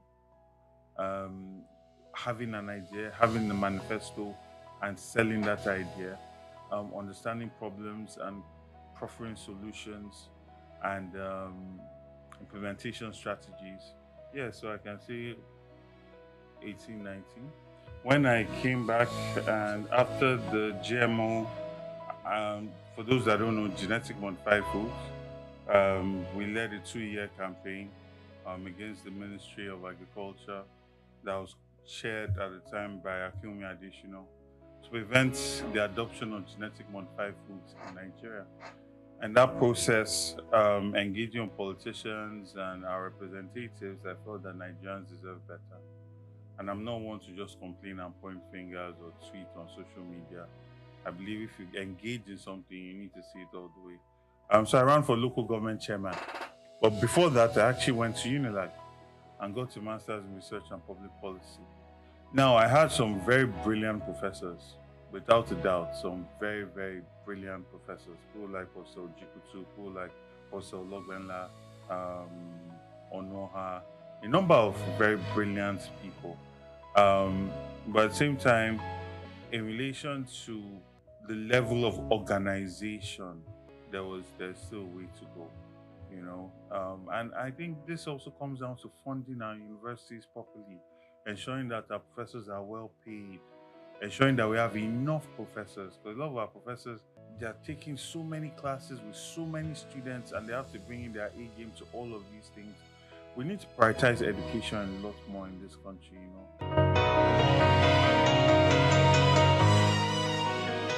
Nigerians are some of the most brilliant human beings in this world. Brilliant, and I'm talking, I just named 3 different countries that have operated in terms of education. And then there are some other 4 countries that I've done work in and I currently have interest in. And Nigerians are there and they are doing wonderful things, right? So we're an intelligent group of people. What we need are the structures and organization that create an enabling environment for us to thrive. I mean, think about what it takes to be successful in this country today. Think about what it takes to be successful in Lagos. Now, imagine a government that puts everything in place and is more like a partner than, this person that's just trying to take from you, right? You would experience an exponential increase in wealth. I think that a person that values education must have had a very good education. If you don't value education, it's a reflection of your own education.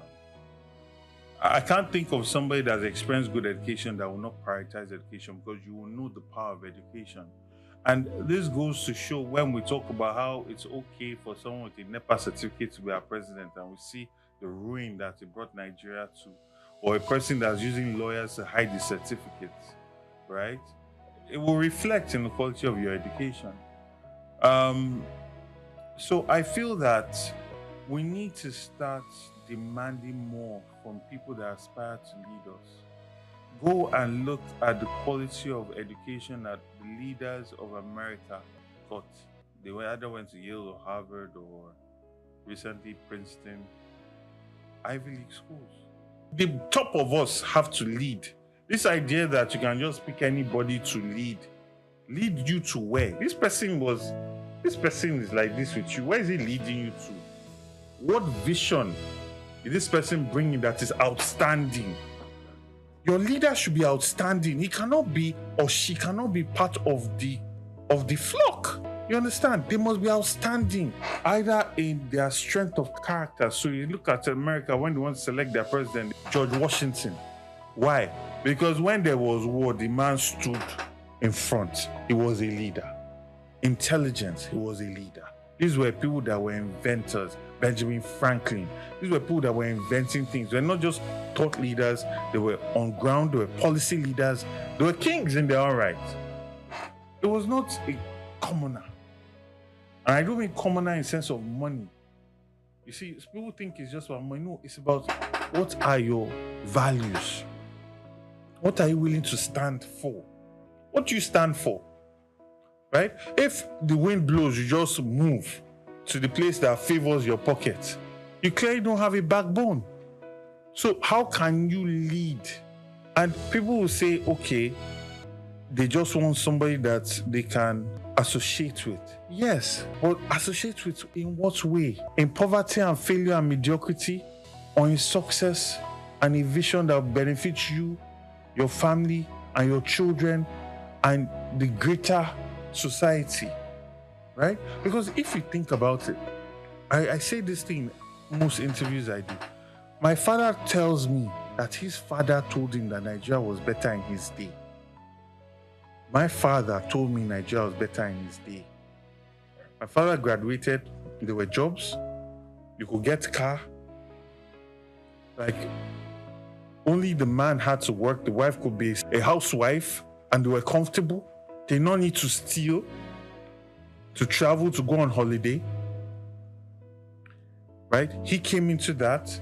Quality education. There was public education. Right? His father was a judge. His father's driver could send his child to the same school as his boss's son. And he got quality education. Now, I can tell my children that I remember a time when Nigeria was better. When I would change 1 million naira and get 4,000 pounds. I can barely get 1 million naira now with 500 pounds. Do you understand? So it's perpetually in a nosedive.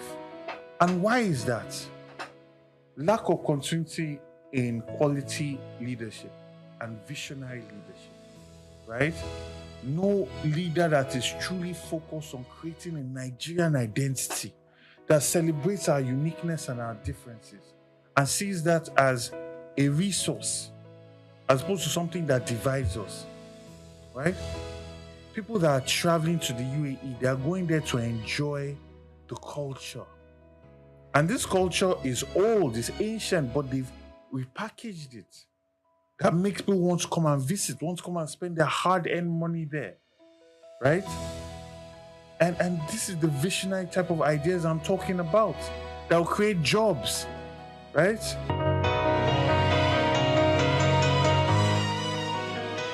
Well, you know, it's a very interesting one. I grew up in a Nigeria where I went to ISL, and speaking traditional languages was called, there's a word for it, starts with C, not vernacular, there was something else. There's another word, it starts with a C. You could not do that. It was against the school rules, right? And you get punished for that. And then even at the time, there was this whole idea of this person, this is local. Like young people, I remember young people saying that is local. the people were not interested with identifying with Nigerian music.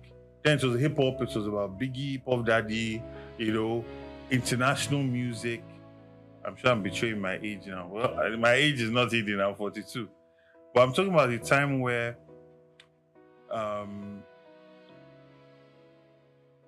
nobody was wearing trad.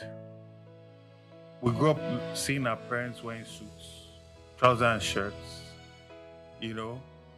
And like I said, I don't feel that the education that we got in Nigeria really laid any foundation for you to look deeper into our history, into our culture.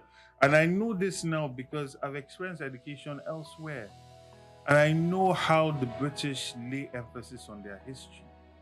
So that even if you're an art student or a science student, you had an in-depth knowledge of the history of your people. And this history is not just a linear one. It's one that is connecting different events and moments and always trying to show your people to be great, right? So you see the British will hide the idea of the part they played in slavery and enslavement. It will not be prominent in the history, but where they conquered or where they uprooted slavery from the African continent, the role they played in doing that will be highlighted, right? That is curated. Now you might say that's not right, it's not fair, but they're programming their citizenry. And that is what a thinking government will prioritize. Same thing with America, right? So I don't really feel we had that in our education system. But then there was an Afrocentric awakening that happened later on. And this had also happened earlier. The kind of thinking that informed people like Nnamdi Azikiwe when he traveled to America, the kind of thinking that informed Fela Anikulapo Kuti when he traveled to America, or even to England, where he met Afro-British people that knew the histories of Africa, that awoken that idea in him, in Fela, in Nnamdi Azikiwe, in a number of Africans, in Kwame Nkrumah, right? They didn't get it at home, they got it elsewhere, and they came and they brought that, we are African, we are great, black is beautiful, And when you open that doorway, it then starts to lead you into understanding your culture more, understanding the depth of it, you see? And it's not our fault, right? We're conquered, our kings were removed. At least the kings that had the courage to fight, they were removed, they were exiled, some were killed. Our people were kidnapped with the collaboration of some Africans. Our people were kidnapped and sold. Some of the strongest men were kidnapped and sold. So you have diaspora cousins and everybody outside of the country, the few that were saved, were brought back. But you now had a situation of religion. And unfortunately, the religion that came through in partnership with colonization pretty much said to us that everything that we were before them was bad, was evil, was demonic. So you have a people that claim that they are from a certain tribe, speak the language, but the depth of the thinking they associate with being evil. So there's still a significant level of identity crisis that we struggle with. And you don't really see that with Indians who were colonized by the British. You don't really see it with the Chinese who also dealt with their own level of colonization, nor the Japanese, right? And you see, understanding your identity or crafting your identity as a people, because China, as we're seeing it today, was not just monolithic. It was not just one group of people. There are huge, different groups of people all over China, different tribes, but they were united by a visionary king. Similar thing happened in Japan, right? Similar thing happened in England, right? In England, you had part in what you call England, or what was Great Britain or England at the point. You had the Welsh, you had the Scottish, You had the Irish, right? You know, and they were united at a point by a conqueror, right? So sometimes you also craft identity. Sometimes identity is created by facing a threat that is bigger than all of you independently. So you have to come together to face that. And sometimes it's just visionary leadership, right? You see visionary leadership in Singapore with Lee Kuan Yew. We saw that creates an identity that you can be proud of. Like there is no China man now, or even if there will be very few that will not be proud of China and not want to be associated with the bigger identity of China as opposed to their identity as a tribe, because China is so great and it pays you to be associated with it. It is when there's a failure in that bigger identity that people recoil back to their smaller identity, right? And that's what you find going on in a lot of places. But all in all, yeah. I think the government, you see, what has happened is because we've had governments or politicians that don't really have a vision to sell, they rely on selling division. Because the classic divide and rule strategy. If you have a vision, you want to sell a vision and unite people. Visions unite people, right? So you sell a vision, so people unite behind the vision. When you don't have a vision, so you sell the vision so that people can be separated. When you separate people, it's easier to rule over them. And you see that has happened significantly from the last election, right? And you then see in how the government has ruled this country. Significant nepotism, significant levels of corruption, significant levels of lack of transparency or accountability. You see that the government is very extractive without really paying any attention to being accountable to the people they want to extract from. You see that they talk about stopping subsidy payments. And there was a hope that those monies that would have otherwise been used for subsidies would have been put to make life easier for Nigerians. Life is not easier for Nigerians. Inflation rates are at an all-time high, right? Insecurity is at an all-time high. For the first time in decades, we're having a foreign country bombing our land, our territory, which is an indictment on the failure of our security system. And you think about how much money is spent on these things, on our army, on our military, that goes unaccounted for. And you see how corruption is rewarded by ambassadorial appointments. You know, so there's a lot of politicking as opposed to governance. And it is in quality governance, creating excellence in governance, where you are moving away from personalities to institutions. And people are now normalizing an excellent standard of service, right? So it's no more about the personalities, it's about the quality of governance. Once that starts to be ticked, right, people will start to embrace the idea of Nigeria. When Nigeria is playing football, nobody is saying that man is from this tribe, this person is from this tribe, especially if we are doing well.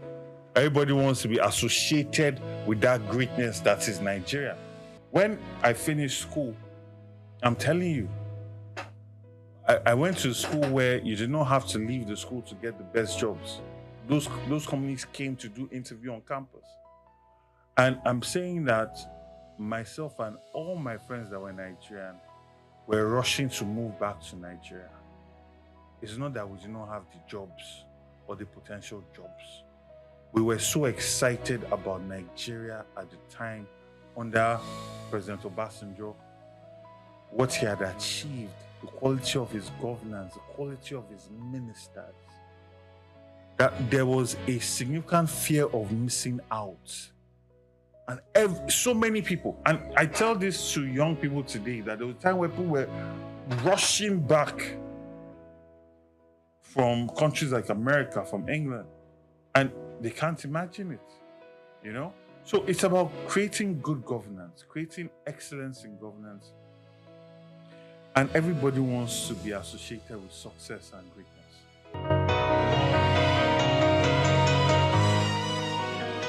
There was a time where we had governments that were very empathetic to the common man. They were welfarist to an extent. Governments like Alhaji Lateef Jakonde. And that was really the ideology of Obafemi Awolowo. It was very welfarist. So civil servants did not have to hustle for housing. They had quality housing in prime areas. Affordable housing was a priority.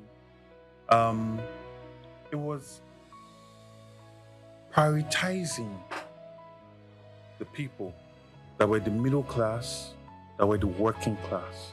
That is the role of government. But you find that now government is more fixated on producing properties or being involved in properties for the rich. Whether it is how they are allocating land, whether it is in how they are sand filling. I mean, how many Nigerians can afford to live at Eko Atlantic? I read this year where they were proudly talking about how they are sand filling and reclaiming land in some parts of Lagos for housing. By the time you've done all of that, your unit cost will be so significant that no average person will be able to afford to live there. Meanwhile, we have huge tracts of land in Ojo, Amuwo, Badagry, Ikorodu, Epe, Ibeju-Lekki that we can channel proper urban planning, bring in industries there, and focus on creating infrastructure that makes people want to live there. And then creating local governments that are independent in themselves. So most of the major services you need are in there. So nobody's going from Ikeja to Yaba for school. These are things that cause traffic. It's like the boroughs in London. You cannot even get into a borough outside of where you pay your council tax. Why? Because your taxes are used to fund the schools in that community. So it's a direct correlation. So your child can get into schools in the immediate vicinity of where you live. And that local council is doing their best to create affordable housing, council flat, and unemployment benefits, things like that, from the taxes.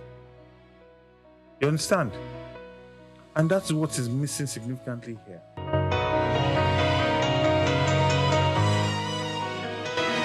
You've talked about flooding.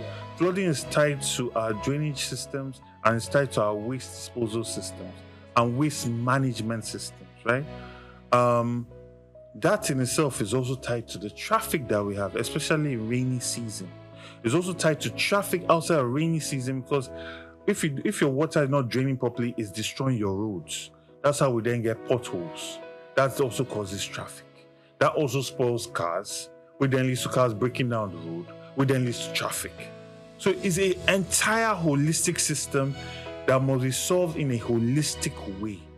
And there's a famous saying that you can never solve a problem from the same headspace or mindset in which that problem was created. You must step out of it to solve that problem. So this problem must be solved in a holistic way. Why are our gutters still open? All these are our elites, they're not even elite. Our politicians, our political leaders, they travel abroad. Shiba, our president, has gone to, I think he's gone somewhere to Europe and then the Middle East. I'm sure he's not seeing open gutters when he goes to Dubai, right? Or England or France, right? I'm sure he knows of the proper drainage systems in these places, right? So we need to do better as a people.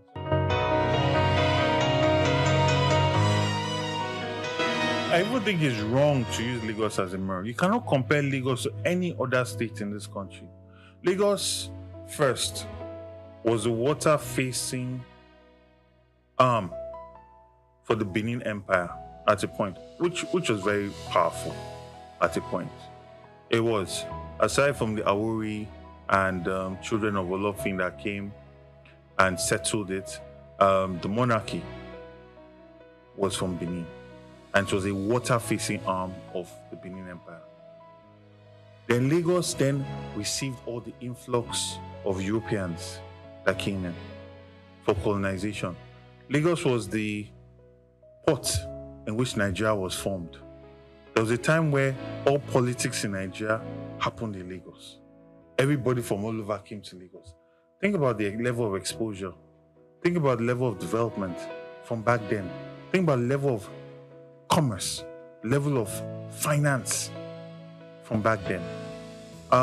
Then you now had influx of returnees that had either paid for their freedom or people that were saved, that were never enslaved and got education in Sierra Leone, because that was where the first secondary school was, and came back. I'm talking about people like Samajai Crowder, grandfather of Herbert Macaulay, Henry Carr, H.O. Davis, and so many others that literally laid the foundation for the freedom and independence that we then got later on.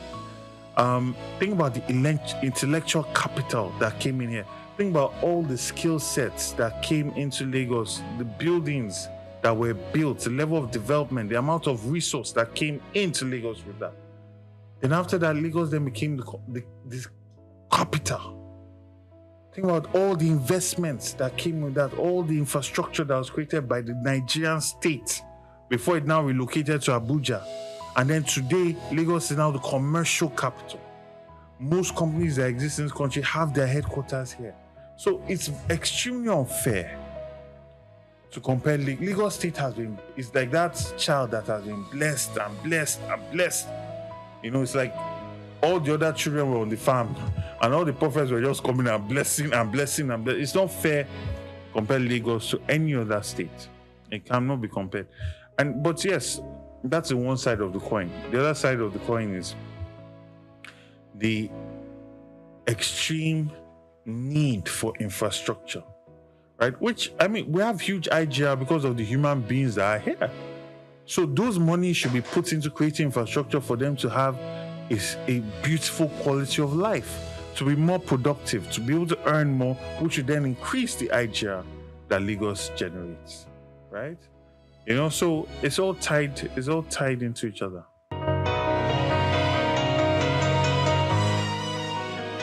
Well, first of all, it's not a thing that's unique to me.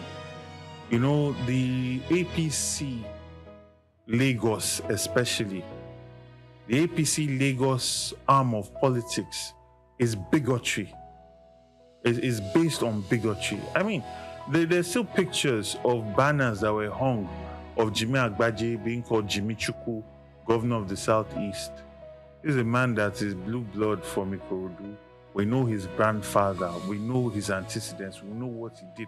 This is not somebody that his history or his pedigree or his name or his age or his sex is under question or under any kind of controversy. We know him. We know his grandfather. We know his father. We know his family. Right? And this is what they did. So anybody that seemingly rises to challenge the Tinubu hegemony, the first thing that is challenged is your Yorubaness. Right? I remember when they were saying that even somebody like Padi Banjo, the reason why he supported Peter Obi or was anti-Tinubu was because his mother was Igbo. Or they said Obasanjo's father is this. Anytime somebody challenges the Tinubu hegemony, they attack your identity. They try to strip you of your Yorubaness. In my situation, unfortunately for them, they could not challenge my family. They could not challenge our history. There are all sorts of nonsense. But I give God the glory that my parents are alive. You know, I give God the glory that my family has a very good habit of keeping records, all the way to newspaper articles from the 1800s. So imagine if one did not have that. Imagine if one's parents were not alive and these people just came together with this propaganda. You start questioning, what's really going on? But thank God, I come from a family that history has written a lot about. You know, so we know who we are. And as we go chant Amorawa, we know ourselves.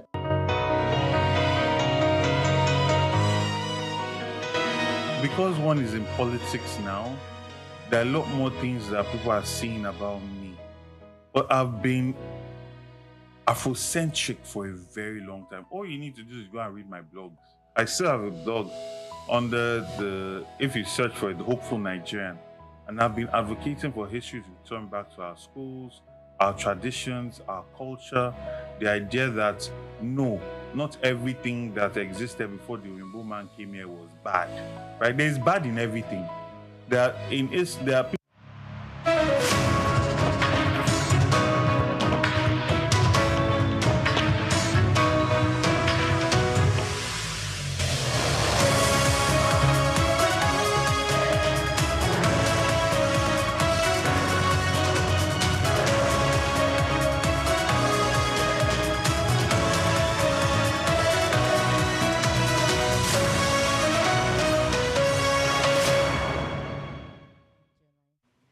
Hello and welcome to World News on SOUQ News Television, reaching you live from our studios here in Lagos State, Nigeria. I am Sarah Olswansa. Here are today's top stories.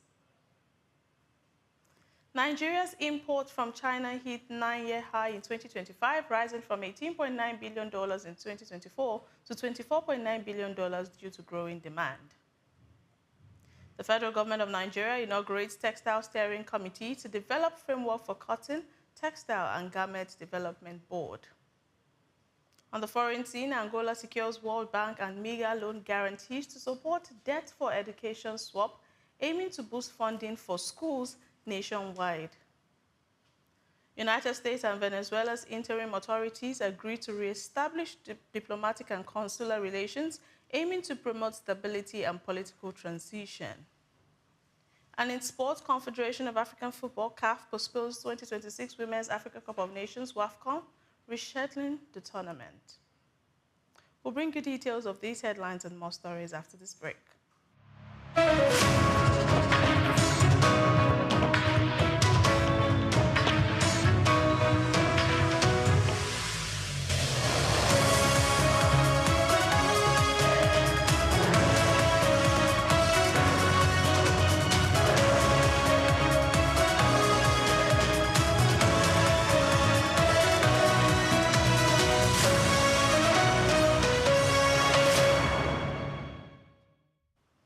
Begin on the home front, Nigeria, where the country's imports from China climbed sharply in 2025, reaching their highest level in 9 years as demand for manufactured goods continued to grow. Data from China's National Bureau of Statistics showed that exports to Nigeria rose from $18.9 billion in 2024 to $24.9 billion in 2025, surpassing the previous peak of $22.6 billion recorded in 2021. The figure is also nearly 3 times higher than the $9.72 billion recorded in 2016. Analysts say the rise reflects a long-term structural expansion in trade rather than a short-term spike. Now, over the past decade, China has steadily strengthened its position as Nigeria's dominant supplier of manufactured goods. Between 2016 and 2019, exports increased from $9.72 billion to about $16.8 billion as Nigerian importers expanded purchases of machinery, electronics, industrial equipment, and consumer goods to support growing consumption and industrial activity. Nigeria's federal government says it has resolved the long-running dispute over oil prospecting license 245 with Eni and Nigerian Agip Exploration Limited, ending more than a decade of legal and regulatory uncertainty around one of the country's most valuable offshore assets. The settlement was announced after a meeting at the presidential villa in Abuja, with officials saying the resolution is expected to restore investor confidence and create a clearer framework for project management under Nigeria's ongoing energy sector reforms. Authorities say resolving the OPL 245 dispute clears the path for a major deep-water project that could add about 150,000 barrels per day to Nigeria's oil production once full development begins. Meanwhile, the Federal Airport Authority of Nigeria, FAN, says the cashless payment policy at Nigerian airports will remain in place despite confusion and complaints following its recent rollout. Managing Director Olubunmi Kuku told journalists on Thursday that the directive remains a key government policy aimed at improving transparency and efficiency in airport transactions. She assured passengers that authorities are addressing operational challenges experienced during the rollout, adding that steps are being taken to improve payment systems and ease access at airport facilities for travelers and other airport users. Now, the federal government has inaugurated a textile steering committee to develop the framework for establishing the Cotton, Textile and Garment Development Board as part of efforts to revive Nigeria's struggling cotton and textile industry. The inauguration took place in Abuja as the government renewed its push to strengthen local production and boost industrial growth. Secretary to the Government of the Federation, George Akume, said the initiative aligns with the economic agenda of President Bola Ahmed Tinubu, aimed at diversifying the economy, stimulating industrial expansion, and creating jobs across the country. George Akume, represented by Permanent Secretary Abubakar Ibrahim Kana, explained that the proposed board will coordinate the cotton, textile and garment value chain and help reposition the sector as a major contributor to Nigeria's economic development. Now, the Dangote Petroleum Refinery increased its petrol gantry price from 774 naira to 874 naira on Monday, following a surge in global oil prices to $84 per barrel from below $70. The rise came days before airstrikes involving the United States, Iran, and Israel intensified tensions in the Middle East. Following the adjustment, several filling stations raised pump prices to as high as 937 naira on Tuesday, depending on the location, after earlier selling between 812 and 839 naira before the crisis deepened. Data from the Major Energies Marketers Association of Nigeria showed Dangote's petrol price stood at 874 naira per litre, while imported petrol landed at 809.37 naira, about 64 naira cheaper. Now, Anambra State says it has successfully recovered several oil wells previously attributed to neighboring Delta State, following a verification exercise by federal authorities. The development was disclosed by Charles Ofoegbu, Managing Director of the Anambra State Solid Minerals Department Company and Chairman of Anambra State Petroleum Energy Services Limited, while briefing journalists in Awka on Thursday. He explained the outcome followed the verification carried out by the Revenue Mobilization, Allocation and Fiscal Commission on oil wells located within the Anambra River Basin, confirming the assets belong within Anambra's territorial jurisdiction. Still to come on the news, Iran has denied report that it shut down the Strait of Hormuz shipping route as tensions escalate in the war involving the United States, Israel, and Iran. We'll go on a break now. We'll bring you the rest of the stories right after this.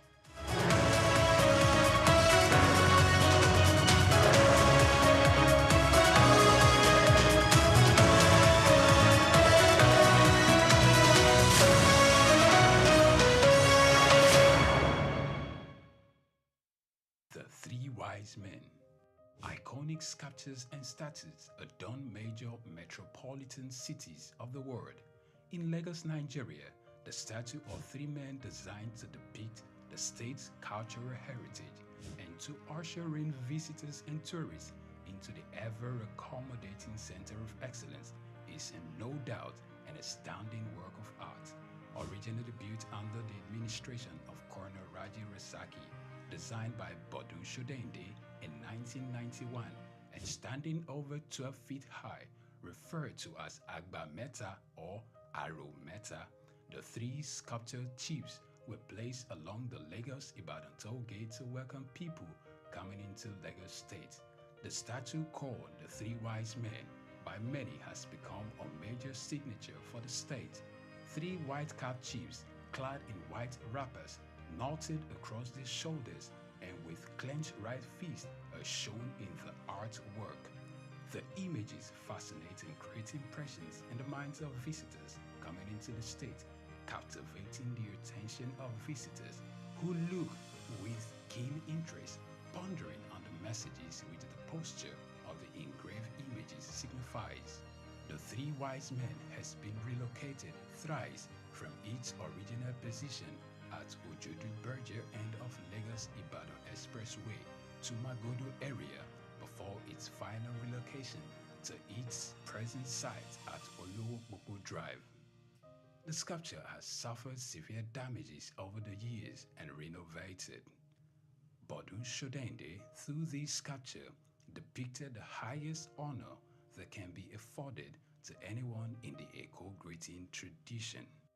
The three wise men, Arometa, SOUQ Enlightenment.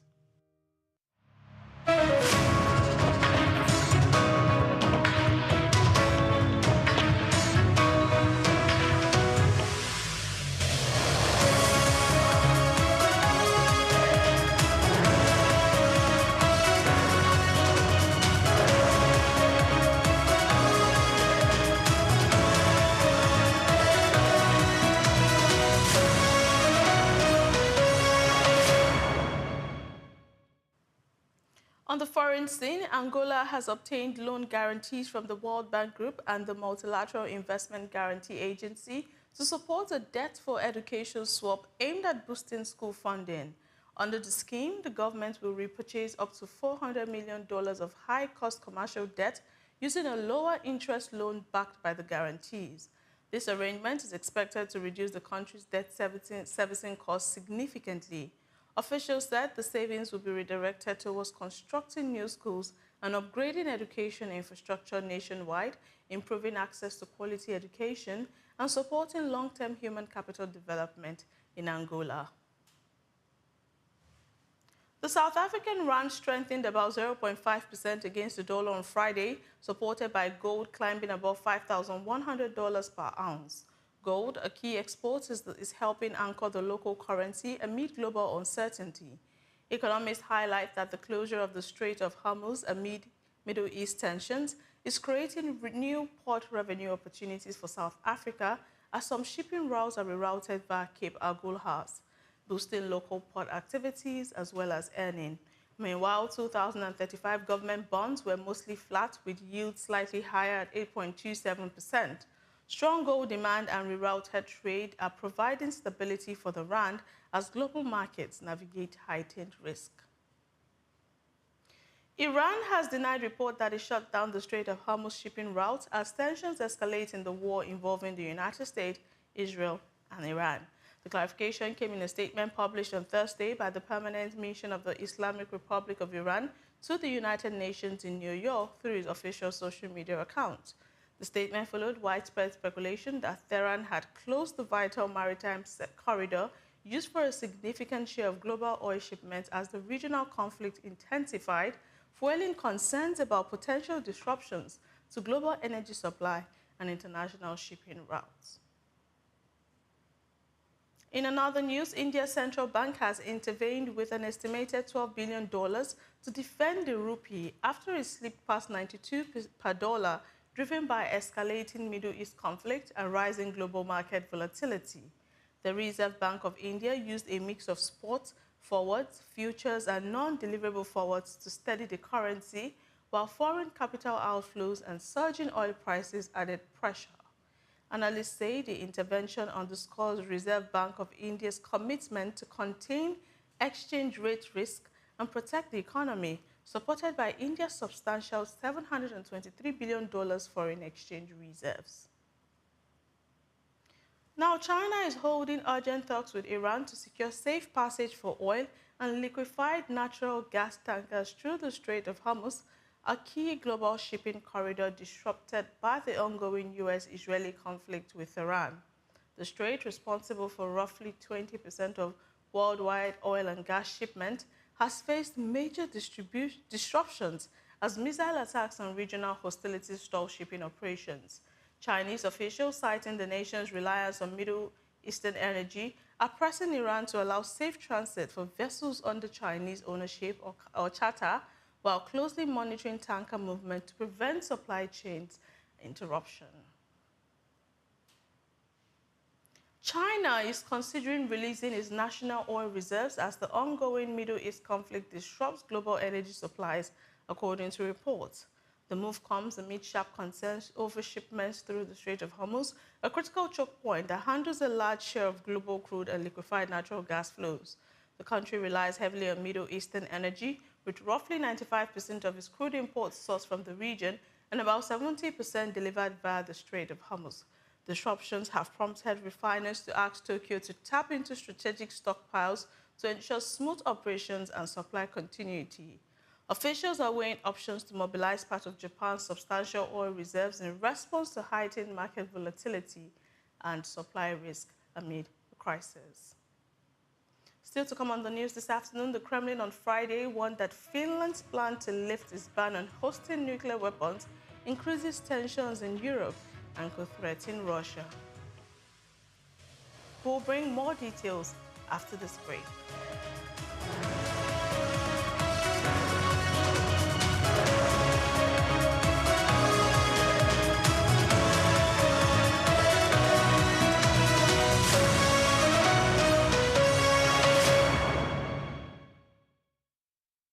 Known as the father of African literature, Chinua Achebe was born on the 16th of November 1930 in Ogidi, now Anambra State, eastern Nigeria. He was born to Isaiah Okafor Achebe, a teacher and an evangelist, and Janet Anenichi Ilegbunam, a vegetable farmer. Achebe has reshaped the global understanding of African identity through the power of storytelling. Raised during the twilight of colonial rule, Achebe's education was steeped in both Igbo tradition and the Western values of post-colonial Christianity. As a student at the University of Ibadan, he became fiercely critical of how Africa was portrayed in Western literature. Achebe believed that Western literature often painted Africa as a dark and primitive continent, but he sought to tell the African people's lens. In 1958, Achebe's groundbreaking novel Things Fall Apart shattered colonial narratives through the tragic story of Okonkwo, an Igbo warrior. Achebe illuminated the complexities of African culture and the devastating effects of European colonization. Things Fall Apart became more than just a novel.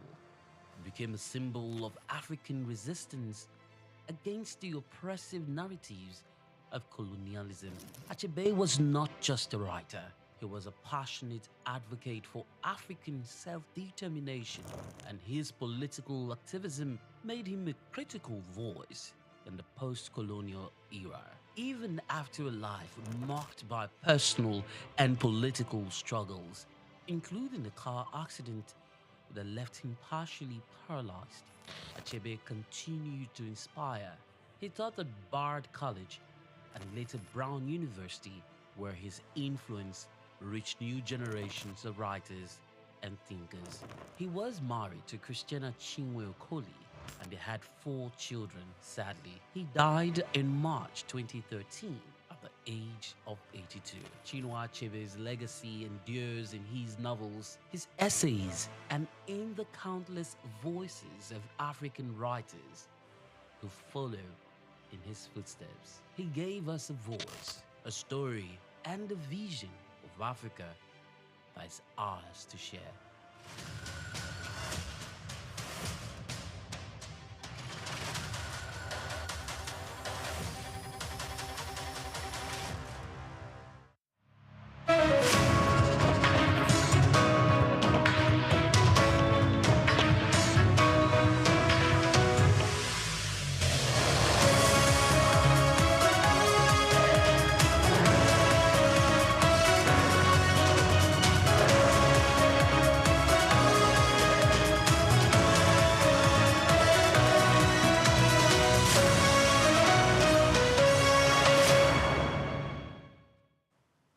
Welcome back. Now, the United States and interim authorities in Venezuela have agreed to reestablish diplomatic and consular relations, marking a significant shift in bilateral ties after years of estrangement.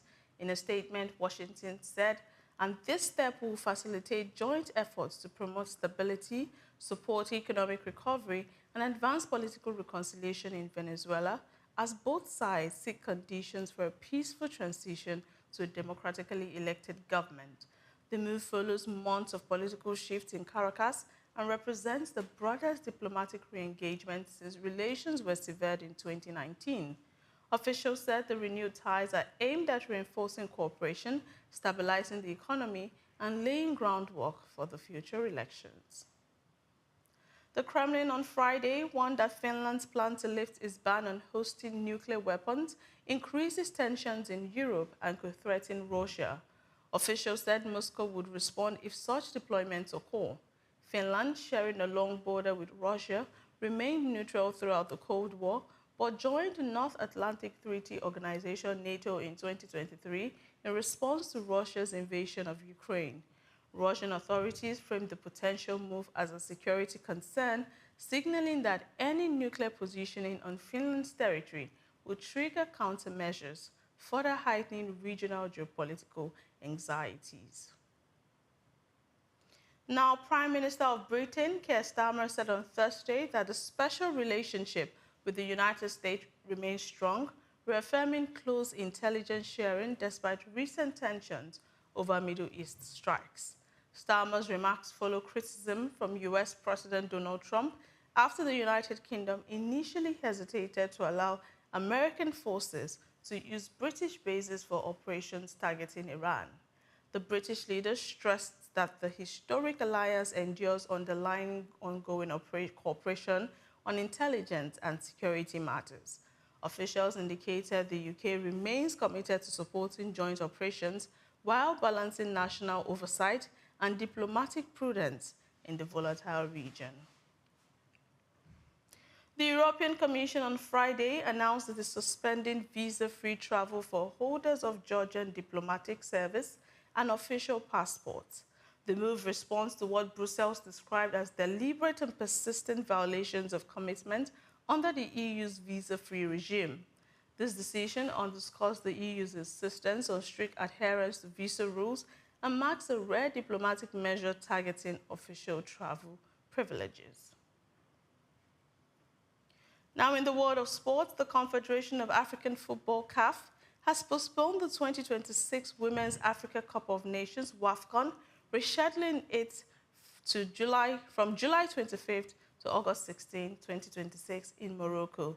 The Confederation of African Football said the adjustment was necessary to ensure smooth organization of the continent's premier women's football tournament, following consultations with FIFA and other stakeholders. The 2026 WAFCON also doubles as Africa's qualifying event for the 2027 FIFA Women's World Cup in Brazil. The 4 semi-finalists will earn direct World Cup spots, while an additional nation may qualify via an intercontinental playoff. And that's a wrap on the news this afternoon, but before we go, a quick recap of our top stories. Nigeria's imports from China hit 9-year high in 2025, rising from $18.9 billion in 2024 to $24.9 billion due to growing demand. The federal government of Nigeria inaugurates Textile Steering Committee to develop framework for cotton, textile, and garments development board. On the foreign scene, Angola secures World Bank and meager loan guarantees to support debt for education swap, aiming to boost funding for schools nationwide. United States and Venezuela's interim authorities agreed to reestablish diplomatic and consular relations, aiming to promote stability and political transition. And in sport news, Confederation of African Football, CAF, postpones 2026 Women's Africa Cup of Nations, WAFCON, rescheduling the tournament. Many thanks for joining us this afternoon. Please do well to follow us across all of our social media platforms at SOUQ News TV. I am Sarah Owusu-Ansah. Have a lovely weekend.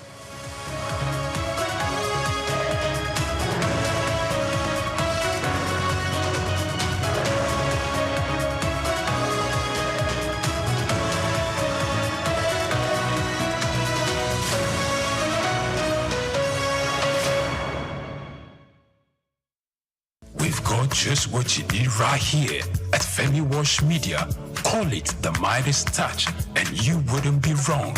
Let us record, produce, mix, and master your audio like nobody does. Reach us on our contact today for the best quality job. My name is Shino Ogbadegeshin. I'm the CEO of Gozi Micro Insurance. continue to watch SOUQ News. Adenike Adeyemi, Executive Director of Faith Foundation. Keep watching SOUQ News. My name is Shepherd Michael Adewale Onofuye. I enjoy you all to always watch SOUQ News TV. Hey everyone, Majuli Obaje here representing Gigi. Keep watching SOUQ News, okay? Stay updated with SOUQ News. My name is Aton Keme. I am the head of MSME Banking. Please keep watching SOUQ News and stay glued to SOUQ News. I recommend that more and more people should watch SOUQ News because they deal with business news. Hi, my name is Amaka Wokolo. I am the director of the Faith Institute at Faith Foundation. Keep watching SOUQ News.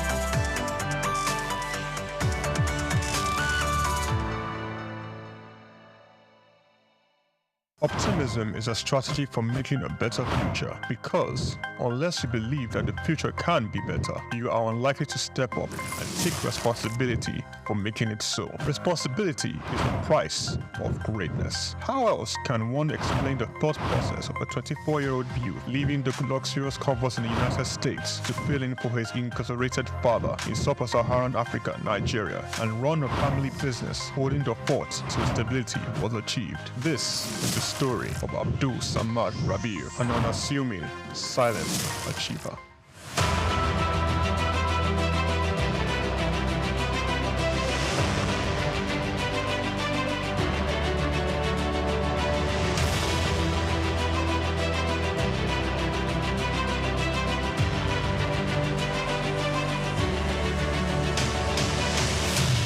Samad Rabiu attended Capital University, Columbus, Ohio, and returned to Nigeria to oversee the family business when his father, Ishaku Rabiu, was detained by the administration of General Muhammadu Buhari for allegedly not paying the rice report duties. Not only was his father under investigation, the family business was under scrutiny.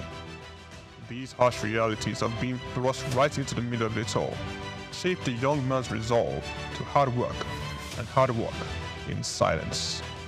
Abdul Samad Rabiu is the son of one of Nigeria's foremost industrialists, late Khalifa Ishaku Rabiu, founder of Ishaku Rabiu and Sons Group, the family-operated holding company with a history of investment in manufacturing, insurance, banking, and real estate. In the 1970s, the group invested in manufacturing, with its first investment being the Kano Suits and Packaging Cases Company, a factory producing suitcases and handbags. In 1972, the Bagauda Textile Mill, manufacturing woven clothes for uniforms, importing and trading in different segments of the economy, including frozen food service, sugar, and a motor vehicle and parts distribution company specialized in Daihatsu products. Abdul Samad Rabiu was born with a very big silver spoon in the ancient city of Kano on the 4th day of August in 1960, 57 days to Nigerian independence. 24 years later, responsibility beckoned. He was in the family business till 1988. Abdul Samad Rabiu, following in the steps of the family business, established BUA Bois International Limited in 1988. Solely for commodity trading, Bois International Limited imported rice, edible oil, flour, iron, and steel. The much-needed wins to his sale came in 1990. The government, owners of the Dettol Steel Company, got into a contract with Bois to supply its raw materials in exchange for finished products. This was the young company's much-needed windfall. Bois expanded further into steel, producing pellets, importing iron ore, and constructing multiple rolling mills in Nigeria. Nigerian Oil Mills Limited, the largest edible oil processing company in Nigeria, was sadly bought by Bois in 2005. Bois started 2 flour milling plants in Lagos and in Kano.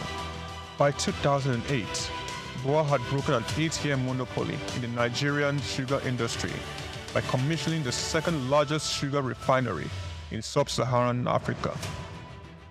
In 2009, the company went on to silently acquire a controlling stake in a publicly listed cement company in northern Nigeria, Sokoto Cement, and began to construct a $900 million cement plant in Ogu-Obela, Edo State, completed and commissioned in 2015, which is at that time the single largest non-oil investment in South Nigeria, and had a capacity of 6 million metric tons per annum upon completion of the second line. This was followed by a new 1.5 million metric tons line in Sokoto in 2018 and another 3 million metric ton line, which commenced in 2020 and was commissioned in 2022, bringing the total installed capacity for his cement holdings to 11 million metric tons as of January 2022. Abdul Samad Rabiu is very entrenched with his family in business, having over 40 siblings. His younger brother, Rabiu Ishaku Rabiu, was the CEO of IRS Airlines Limited, an airline based in Abuja, Nigeria. It operates scheduled domestic passenger services.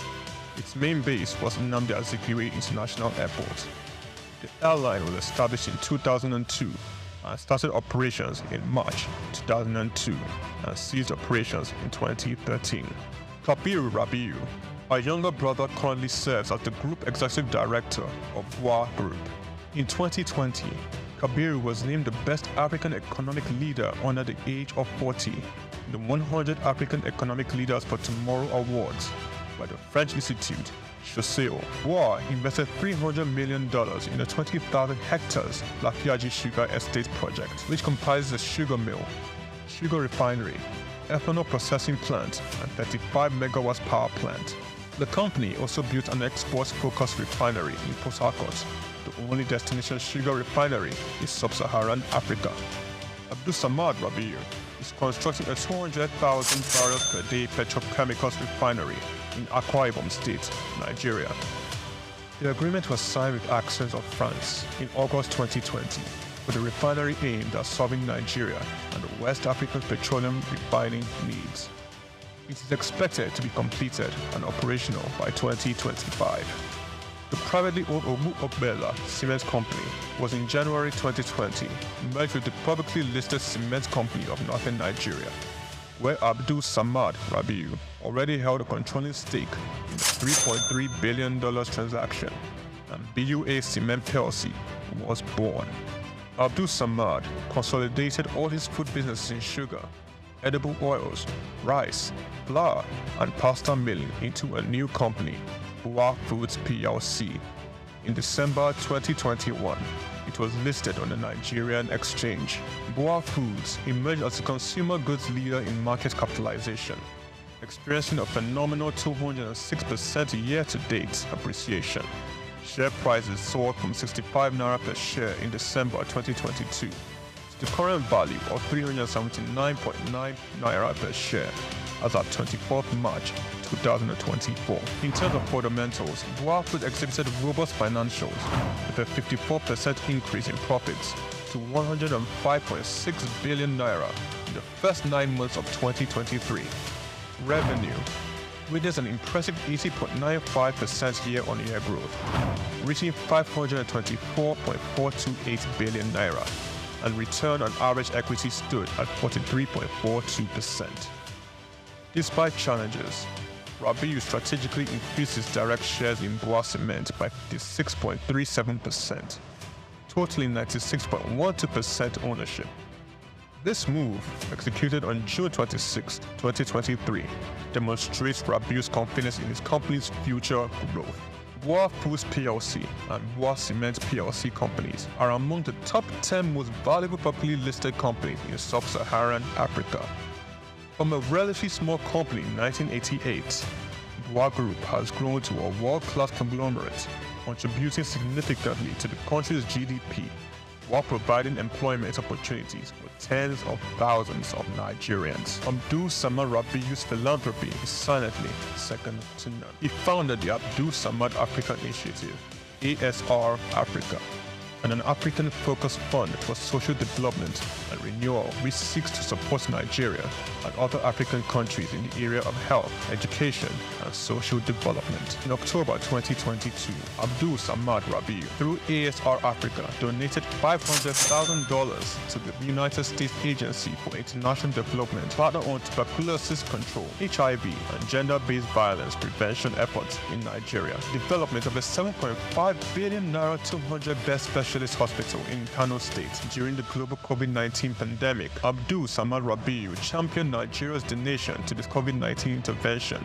by a single individual or corporate donating, amongst other things, 1.35 billion naira to the COVID private sector coalition, 300 million naira to the Presidential Task Force on COVID-19, over 1 billion naira in cash donations to 10 state governments across the country, 70 ambulances, medical equipment, face masks, provision of foodstuffs for over 1.5 million persons in Kano, Lagos, and River States. ASR Africa Initiative donated a 4 billion naira police hospital in Abuja and donated 1 billion naira each for 6 universities across Nigeria through the ASR Africa Tertiary Education Grants Scheme for infrastructural development. The beneficiaries of the 6 billion naira tertiary education grant schemes are Ahmadu Bello University, University of Ibadan, University of Maiduguri, Nnamdi Azikiwe University, University of Ilorin, and the University of Benin. ASR Africa Initiative also donated 2.5 billion naira each through its tertiary healthcare development grants for health projects across 4 geopolitical zones in the country. These are in addition to 5 billion naira donated to build the first teaching hospital in Akwa Ibom State, donated 10 billion naira to the Security Support Fund of the Nigerian government.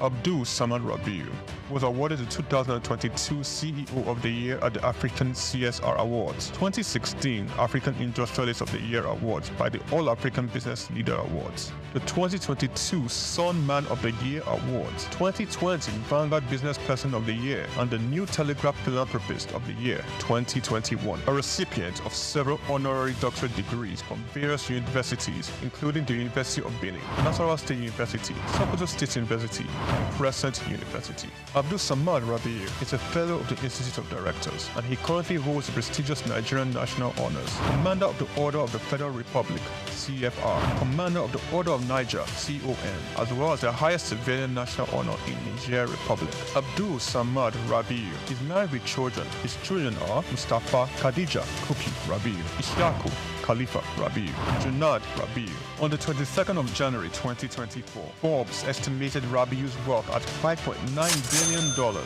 putting him as the 6th wealthiest man in Africa and 508th in the Global Billionaires Club. The family man, the silent achiever, the giver, Abdul Samad Rabiu.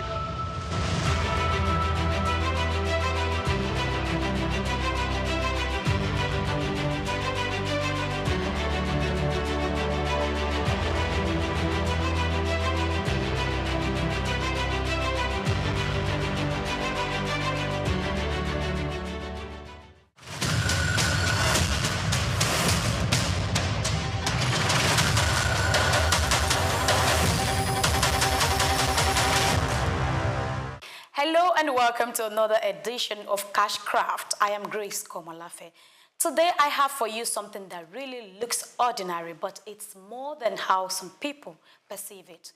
This isn't just news, it's a wake-up call, a signal, especially if you live in or near Kayama, Kwara State, or you have any connection to the north-central zone of Nigeria. According to reports, the Kwara State Shell Butter Factory in Kayama is projected to create 10,000 direct and indirect jobs, officially confirmed by the Commissioner for Agriculture and Rural Development, Dr. Afiz Alabi. Now, this news isn't meant to bore you. It's a flashlight revealing something you need to tap into. Don't sleep on shell butter, and you ask me why. That's because this is not just a skincare ingredient. It is a multi-million-dollar global commodity, and it starts from the word shell 3. Shell butter is a natural fat extracted from the nut of the African shell 3, Vitellaria paradoxa. Native to the savanna belt of West Africa, it's rich in vitamins A and E, packed with essential fatty acids and used in skincare and cosmetics, cream, balms, soaps, hair products, pharmaceuticals, chocolate industry as cocoa butter substitute. From Africa to America, France to Japan, shea butter is in demand. A metric ton of raw shea butters can fetch around 350,000 to 500,000 naira, depending on quality and volume. Processed butter can go for about 2,500 to 4,000 naira per kilo locally and higher when exported. In global markets, refined organic shea butter is gold, trading at $4 to $10 per pound, depending on certification. Nigeria is the world's largest producer of shea nuts, yet we are not making nearly enough from it yet. Are you still thinking it's a job not fit for you? Perhaps that's pride. Yeah, but here is the reality. Anyone can go into this, male or female, young or old, educated or not. It's not about the job title, it's about your operational model. Now let's take a look at ways to tap into the shea butter business. 1. Shea nut collection and selling. If you live near wild shea trees, you can gather and sell nuts in bulk to processors or exporters. 2. Local processing and packaging. With basic training and equipment, you can extract and sell raw shea butter to traders, beauty salons, or markets. 3. Skincare line startup. Infuse shea butter into soaps, body butters, hair food, lip balms, brand it, sell online or offline. Let's go to 4. If you are thinking export, then join cooperatives or secure necessary certifications like NOP Organic, Fair Trade, or EcoSat to export high-value shea butter. Now we move to 5, value chain services.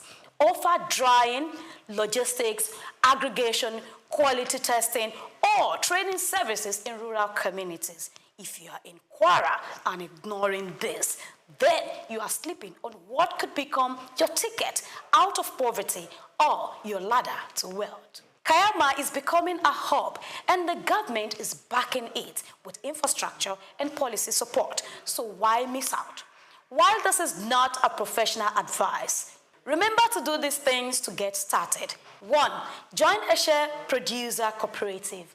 Example, National Shea Products Association of Nigeria. You can search for a whole lot of them.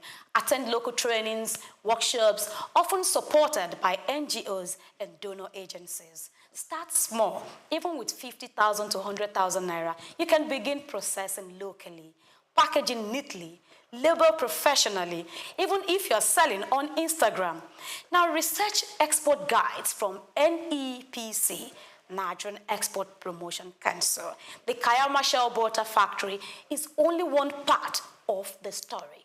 You are the next chapter. Don't let ignorance or pride rob you of this golden opportunity. Whether it's as a collector, a processor, or a brand owner, shea butter is calling. Will you answer? That's it on Cashcraft, where we turn everyday ideas into smart business moves. I am Grace Komolafe, helping you start up your day and making it count. Bye.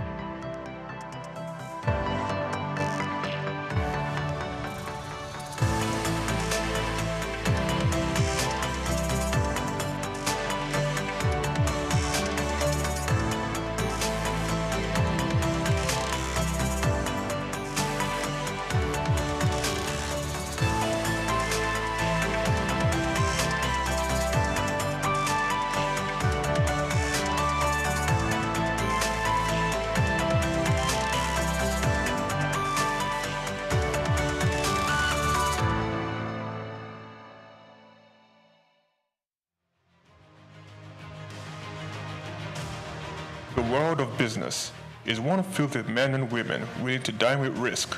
And when we seek African business shapers, we see individuals who have denied self to build conglomerates. From controlling over 90% of diesel trade in Nigeria, to almost throwing in the towel, then getting on the Forbes list, we present Olufemi Peter Otedola.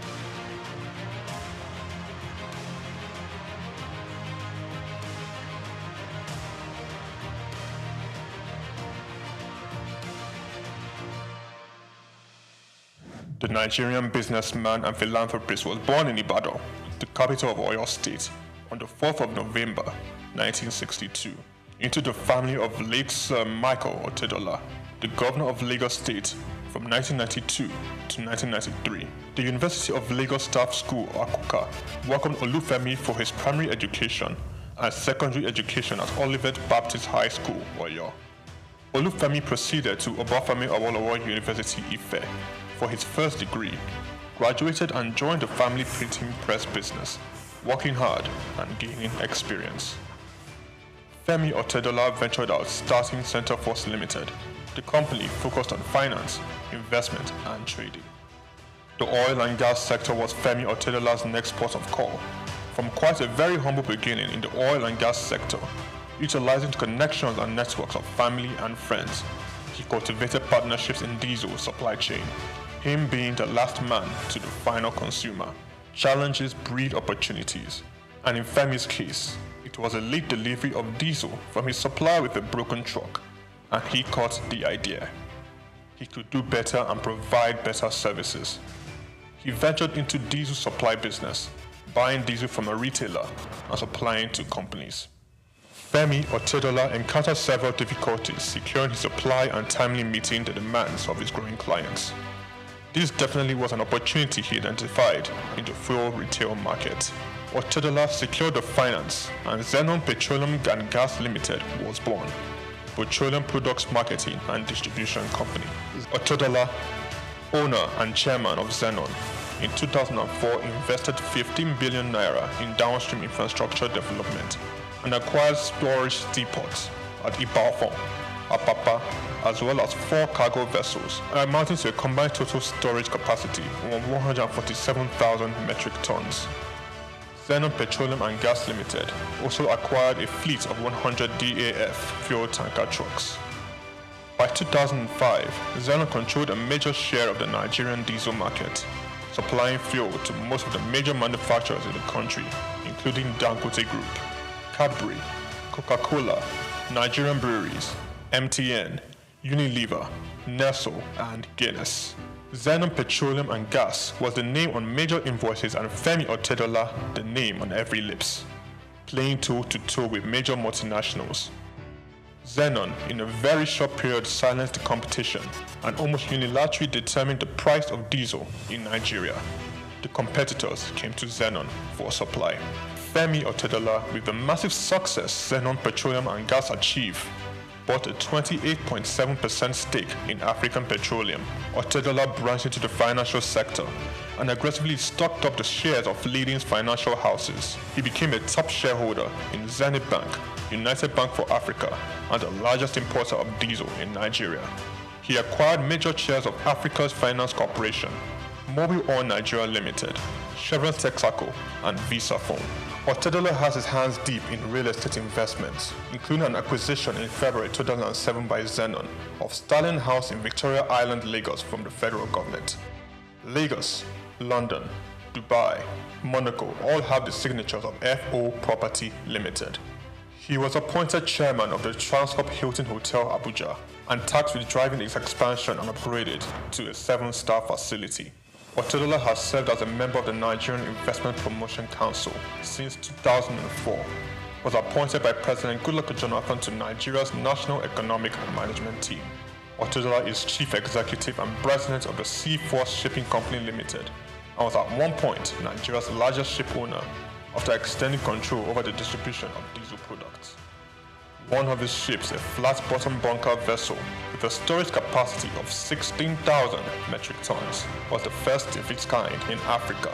In January 2006, Otedola was appointed a non-executive director of Transnational Corporation of Nigeria PLC, a multi-sectoral conglomerate established in 2004 by then President Olusegun Obasanjo to respond to market opportunities requiring heavy capital investment in Nigeria and across sub-Saharan Africa. He held this post until February 2011. Otedola was appointed chairman and chief executive of African Petroleum in 2007 through the acquisition of controlling stake in the business. Following Otedola's entry into the company, African Petroleum share price rose sharply, increasing the market capitalization from 36 billion to 217 billion naira in 6 months. In March 2009, Otedola became the second Nigerian after Aliko Dangote to appear on the Forbes list of dollar-denominated billionaires with an estimated net worth of $1.2 billion. Otedola announced a move to upgrade African Petroleum's liquefied petroleum gas storage terminals in Lagos, Kano, and Port Harcourt in October 2009. Harsh economic conditions necessitated by the slump in the oil prices and credit squeeze of 2008-09 led African Petroleum to record a loss in 2009. With the world oil price crash came difficult moments for Zenon and Otedola. He was very close to complete bankruptcy. I said to myself, I was not going to have friends and enemies. I was going to have only competitors. I had two options: commit suicide or weather the storm. African Petroleum, rebranded in December 2010, changed its name to Fort Oil PLC. Otedola paid his near $1 billion debt and invested in the financial industry, making him a top shareholder in Zenith Bank and United Bank for Africa. Otedola restructured the business, focusing on technology and improved corporate governance.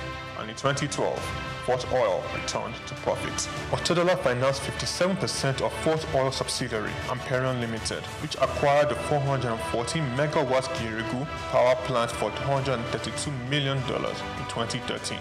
Fort Oil improved financial position and diversification into power generation resulted in a 1,321% rise in its share price. The first half of 2014 saw the company's pre-tax profit more than double year on year to 4.1 billion naira. Revenue growth for the whole year was 33%. Fort Oil sold 70% of its equity to Swiss commodity trader Mercuria Energy Group in September 2015, giving Fort access to global commodity markets. The deal was thought to have given Otedola an estimated $200 million. In 2019, Femi Otedola sold Fort Oil PLC and announced plans to change focus from oil to power with his company, Girigu Power PLC. Girigu Power PLC became the first power generation company to list on Nigerian Stock Exchange, demonstrating to stakeholders in the sector how they can fix financing and make profits sustainably.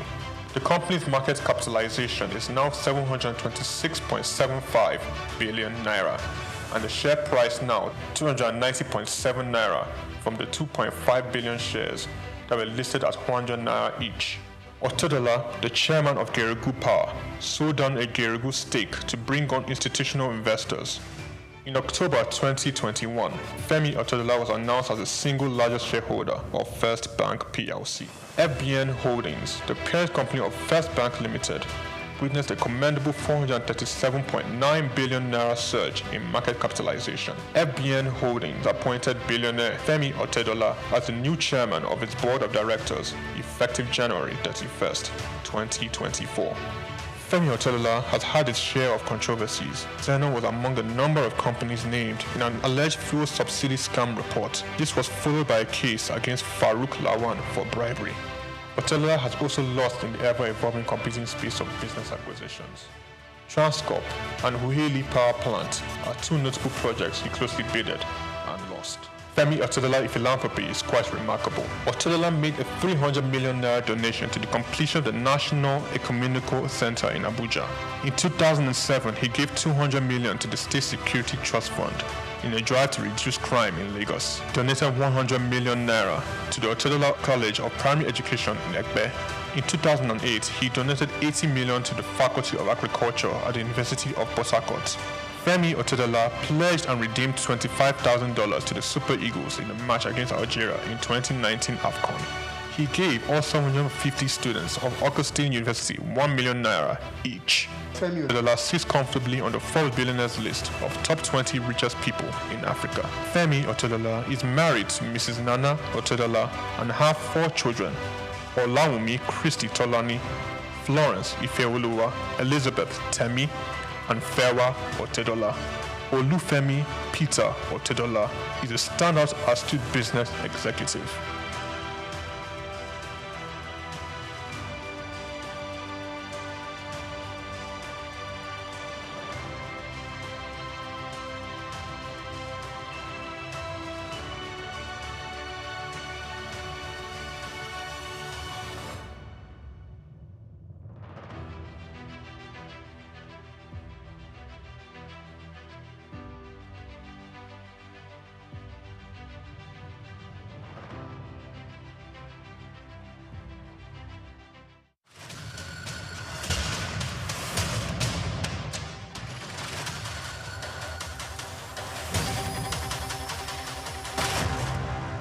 Hello, Nigeria. Hello, Africa.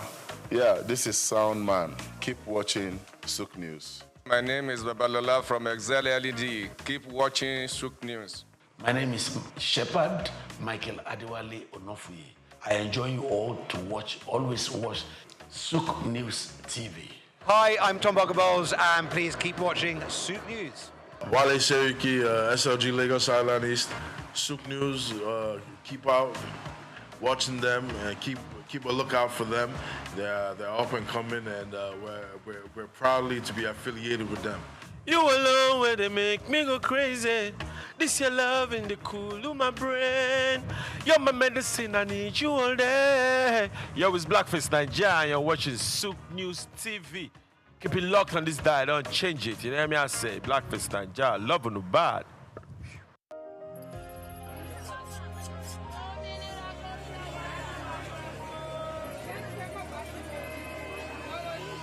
Hello, Lagos. Make we yarn.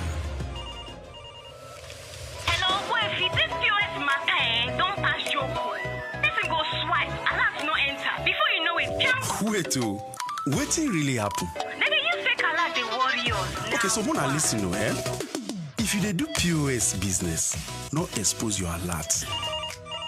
Hello, Ogbuefi. They don't walk that bad road where they worry for our local government for years. This one sweet me, I no lie you. Because you know what? Development where they work, it deserve loudspeaker. Now why we dey here be that? For here, we know the abuse, we dey bring solution. My name, it is Ikechukwu Oyemike, aka Ogbuefi Ishegwari. Make we yarn every weekday from 10 a.m. go to 12 o'clock on Top the Eye 95.9 FM.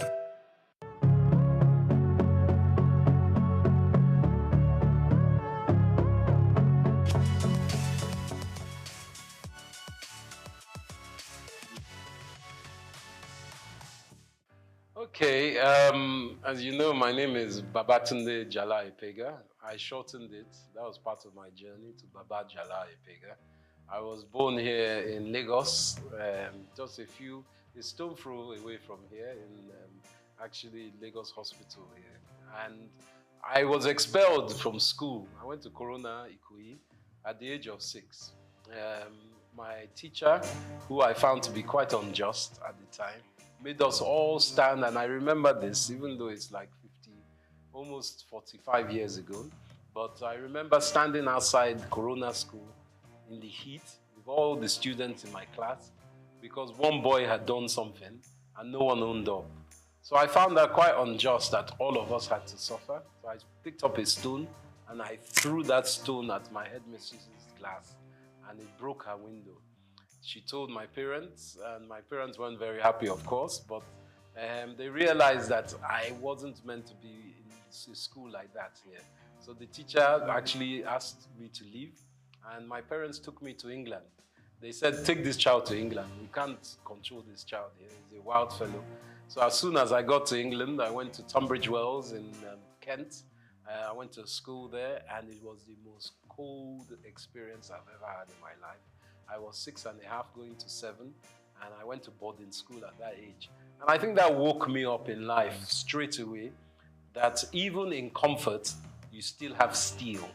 And by that, I mean that everyone would think, oh, you are lucky, you went to England at 6, 7. Well, I was very young. I was put in a dormitory with children from England, from Japan, from Saudi Arabia. We were all very young. There was a lot of crying in the dormitory, 12 boys, 6 on each side. And the room was very cold. I remember the cold. But one other thing I got to learn was rugby. And through my life, rugby and learning to deal with my condition and environment has instilled a strength in me. And as we know in Nigeria, you have a lot of things that happen that are out of your control, but you have to find a way to evolve and adapt. And I think from the age of 6, 7, I was very lucky to have that. I went to the oldest school in the world called King's Canterbury, started by St. Augustine in 598 AD. This was the secondary school I went to. And my life seemed pretty, what they say, gold-leafed at the time. Everyone's like, you enjoy, you're in Nigeria, you're in London. I learned to speak Spanish. Unfortunately, I lost my Yoruba, but I'm trying to get that back. I learned to speak Spanish and French. But at the age of 17, my father had a stroke, and he was working too hard, obviously. And sadly, my mom and dad had split up by that time. So my whole life that seemed so rosy stopped because my father's business partners, all of them somehow took the business and it went away. And from that going away, we were left destitute. My dad was in a coma for 3 months, and my mother, who wasn't working, because my sisters and I have 2 lovely older sisters, Yewande and Gigi, we were still in school. So much so that my last year's school fees were not paid. But one of my uncles kindly paid for my school fees, and my mother had to go to work. She started her own business. She too was a journalist, Mrs. Ibiene Epega, but she started a chauffeur driving company and started using cars to drive people with her staff.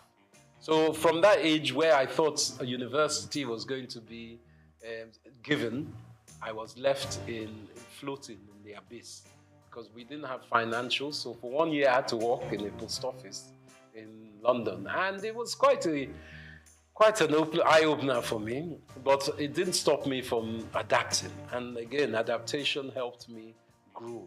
So from being in a very wealthy family as a young man, coming to the age of 17 to become an adolescent, a grown-up, I realized that nothing is given. My father sadly was in a stroke, and when he had that stroke, he became semi-paralyzed. For another 30 years, he was semi-paralyzed. But my mother died quite soon after that time in a car crash on the road to Warri, because my Okrika side and Warri side is where my mom was from, even though my father was Ijebu. So my mother died at the age of, when I was 21, which was 20 actually, when I was starting university. And my father was semi-paralyzed. So I became the father of the family, even though my sisters were older and far more intelligent than me. But being the man, I had to take control of a lot of things. And I think that's what really gave me the tenacity to understand that I really need to be someone who doesn't just walk in one field. I need to spread my risk. From my university, I did mathematical economics and Spanish. I was able to go to University, Queen Mary College, London University. And from there I finished, as I said, I worked again. So I worked before I went to uni, and then I worked afterwards. And for me, life is about collaboration, communication, and tenacity. And I think those were my first 21 years.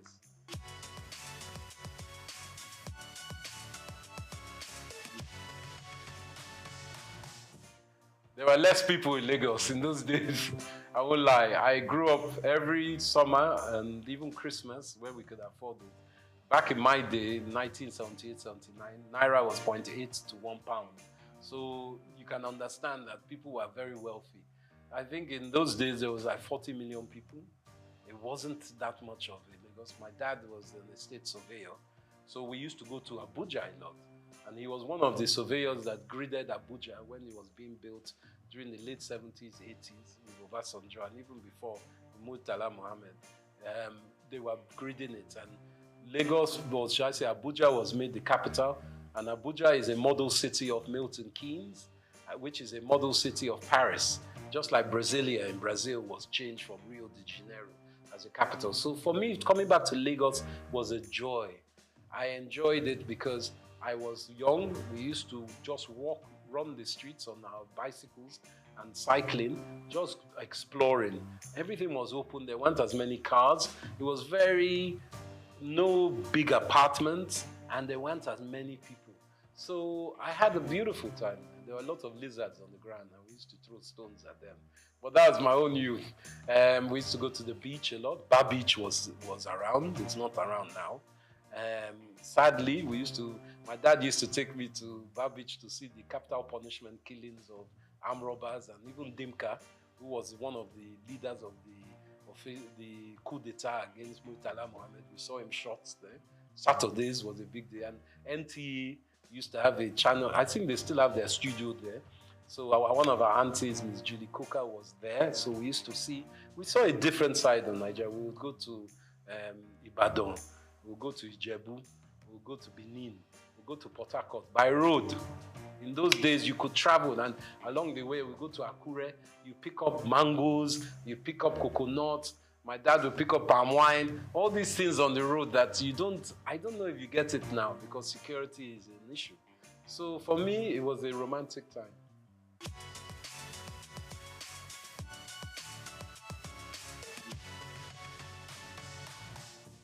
I think fashion, evolving through Nigeria, has started as a siloed industry.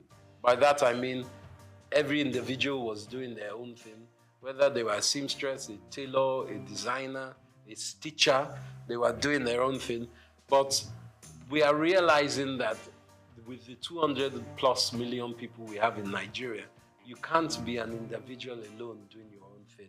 So the evolution of fashion that I've seen in my own small way, as someone who's worked in the industry, is that there's more collaboration. The designers are looking for hire specialist artisans to help with their stitching, the styling, and the putting together of clothes and accessories.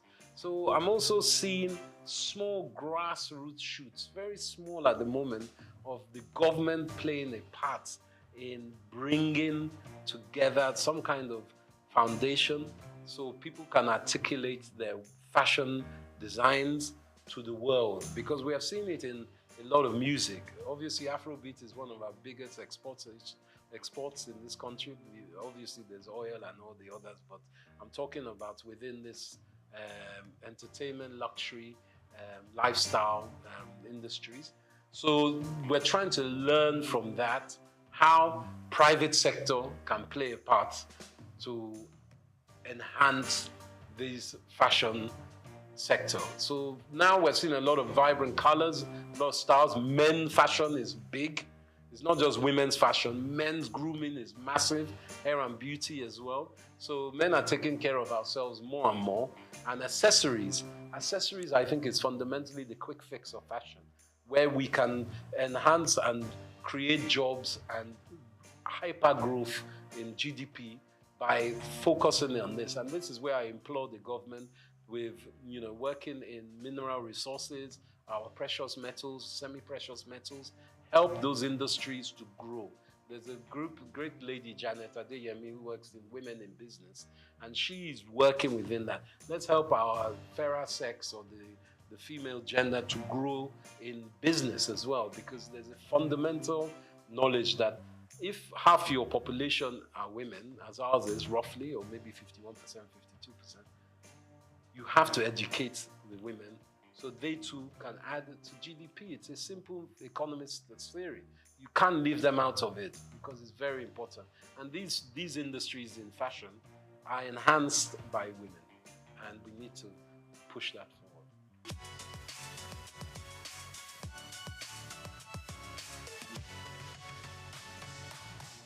I think the banking system needs to be augmented. And I'm saying this from the government's perspective. The ease of doing business in Nigeria, as an investor myself, a foreign investor, as well as being an indigent in Nigeria, the problem is not getting your money to Nigeria, it's getting your money out of Nigeria. Not that you want to suck all the money out of the country, but what can help is the floating exchange rates, the flow and liquidity of money that can come in and out of the country. A lot of investors are worried about how they get their money out of Nigeria. So I think our banking system, going back to the central bank, which they're working on, needs to be much more fluid. So people feel they can invest and take money out. But also, we need to articulate what is on offer. We need to start some kind of documentation of who is available to have investment with, where they can be found, because it's because we are quite an opaque economy, meaning that people can't see the end of where they're putting their money. Once we do that basis and open up the lights within which kind of businesses are available to be invested in, I think a lot of investors, domestic and international, will be more willing to put money into it.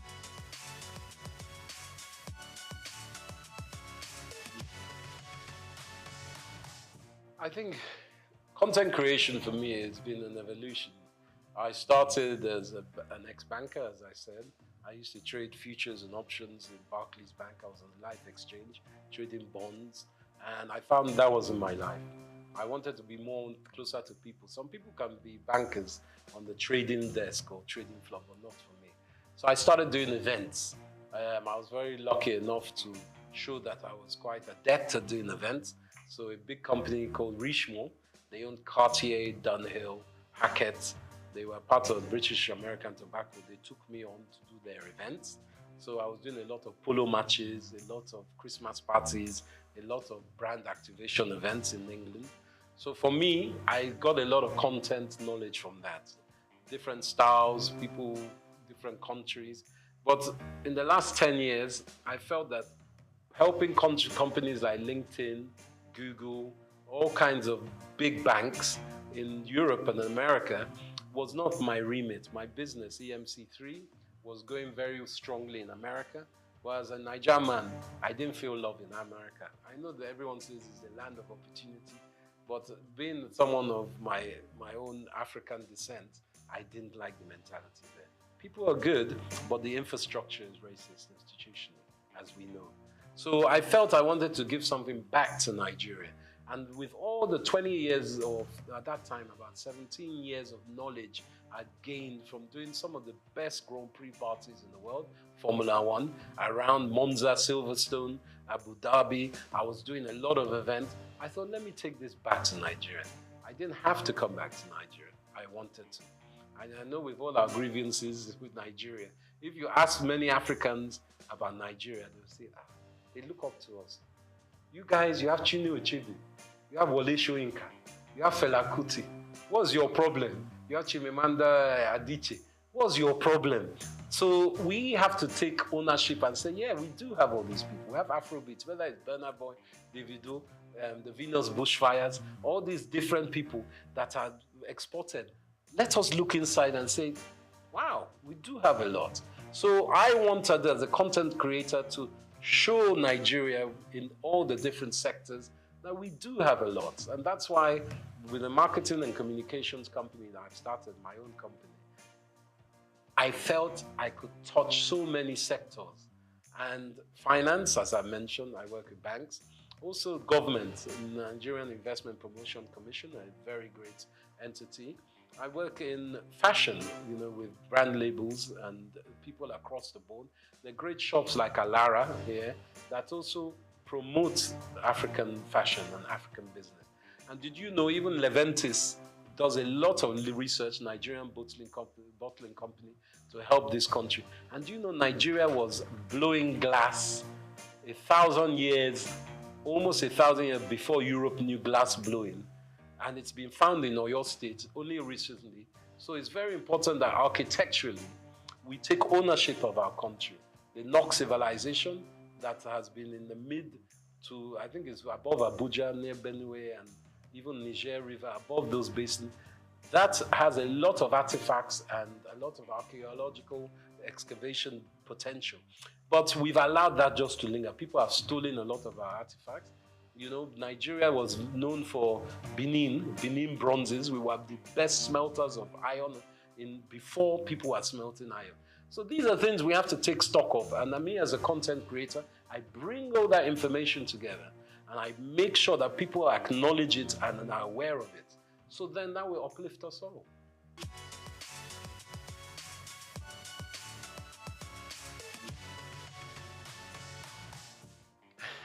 Now, this is a political question, but I believe with our background of the last 20, 30 years, we've had, sadly, leaders who have been militarily inclined, let's just call it that. And as we know, military people, they don't like educated people because educated people will ask questions. So we have had what we call a dismemberment of education in Nigeria for the last 35 years. And that has played an endemic part in retarding the gross domestic productivity of our country because our youth and even people up to my age and older have not had the infrastructure, middle-class education that is needed for a country to grow. You look at the Industrial Revolution in the 19th century in Europe, especially in Britain, and you look how they were expanded by merchants and artisans and specific skilled workers. Apprenticeships were big, education was huge. There was what they call a noblesse obligée, a nobility obligation, that people who are rich give back to institutions, not to church, to institutions that will help education. And that is where I think we've had a disconnect. Education was lacking. So for me, the way that we can help, it takes time. This new government is in. They are trying to implement the 8-point agenda, which is a good agenda. But everyone's looking for results now. Nigeria has been in a very bad state. There's global downturn. Obviously, cost of living is so high as it has been for a while. Nigeria is exacerbated, but in Europe, cost of living is high. There are some stupid wars going on around the world that has meant oil prices have skyrocketed. And you know, with the rocketing of oil, everything goes up price-wise. So Nigeria needs to reevaluate education and apprenticeship. I believe even in fashion industry especially, apprenticeship is very important. Whether it's weaving, designing, marketing, online, whatever it is, factories, you need apprenticeship. And that's the quick fix of education. But education is fundamental to everything. Education of men and women, or girls and boys, both. Let's be honest, we need both sides of our genders to work together. You know, Yoruba, we've always been what we call a dual binary kind of culture.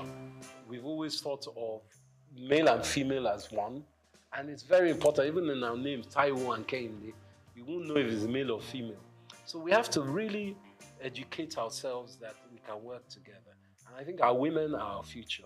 I can't even emphasize that more. And education is key. But it takes time.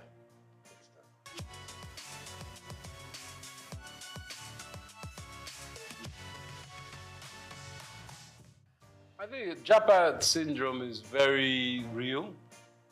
Everyone wants a better life. Let's not lie. You want a better life for yourselves, but for your family, your parents, your children.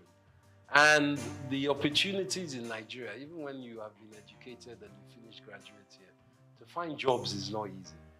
The infrastructure is very bad for job creation. And this is being worked on, you know. And the last 8 years has been fundamentally broken. But we know this new government is changing that. But specifically, Japa in Canada, they need our brains. You go across the world and you ask any nation, especially America, who are the best educated, the best, integrated, and the most proficient people, Nigerians. So it's not that we are stupid, it's that we don't have the infrastructure at home. And America, Canada, Europe, they're giving us the infrastructure. So getting out of Nigeria is not easy. There are opportunities and policies that allow it, but going across the border to Libya is not the way. You spend $5,000, $4,000, which is almost 4 or 5 million naira to try and get to Europe, and then you are treated like a dog when you get there. That's not the way. But, you know, there are certain policies that can take you to these countries. And in Britain, for instance, it's not all, the streets aren't paved in gold, but if you earn £1 in Britain, you send that home, that £1 is 1,300 naira. So, and the minimum wage is £14 an hour now in Britain. So you can do the maths of that. So someone who is earning £14 an hour, if they work 10 hours in a day, they've earned over £100, which is 100,000 naira. So the maths, of course, is what makes people want to go there, because even if you are working there, obviously you're paying British rates, so your rent, your cost of utilities, your food and drink, your transport comes into play. It's not cheap there. But the money you send, even if you're only sending £100 a month back to your mom, that's 100,000 naira. So, or 130,000 naira in today's rate. So you can do the maths. That's why people are going. And the security in these countries is, and the education, to be quite frank, is better. But it doesn't mean they are better. We have to build a house, you must thatch the roof from within, so your roof doesn't cave in. And I think that's very important. Not that people shouldn't go home, I mean, go out of the country, but they should always come home as they can. Because we need, you see the Pakistanis doing it, you see the Indians doing it, you see the Arabs, they go home and they build their own countries. It's not good to just japa and leave. You have to come home as well.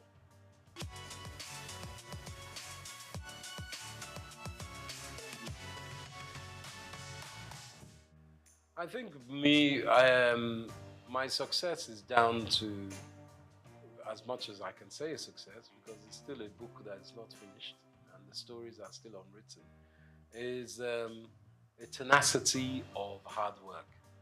It's very important that people understand that it takes a lifetime to look like an overnight success. It doesn't just come. What I'm still doing, I'm not the most successful in my business, but I love my business. And if you can find something that you love and you can make money out of, then you're in heaven on earth, to be quite frank. I think my spirituality and my faith is very important, as is my wife's. My wife, Helen Epega, she wrote the world's first Pidgin English opera. And we've been staging it here in London. We played in Cape Town, in Nairobi, and in Lagos, sorry. And we've staged it in London. We're at the Royal Albert Hall next year. I'm executive producer of that. So I think my success, to add to that, is that I don't put all my eggs in one basket. And I work very hard to make sure I research and obtain knowledge of the next thing, or what was the last thing. I'm a historian as well. And I put things in perspective. And I try to add value as I can. But as my momsy used to say, you have 2 ears and 1 mouth for a reason. So I like to listen as well. And from children, you can learn. From grandpapa, you can learn. So humility is very important. I'm not arrogant with it. And I think that's the most important part. Collaboration, humility, and shared drive. But also knowing that for me, Saturday and Sunday, I'm off. That's my time for the family. I take a break. Sunday, even God rested on the 7th day. Me too, I rest. I'm not 24/7, even though this weekend we have a big fashion event, but that's work. But when I take my tools down, it's tools down. No one can call me on Sunday morning. So you can't be BOing to people. Never let anyone own you like that. That's what I say. Someone calling you on Sunday morning, obviously in journalism, in film, there's a different projects. I'm not saying every time, but just be aware of yourself and your mental health. That's the most important.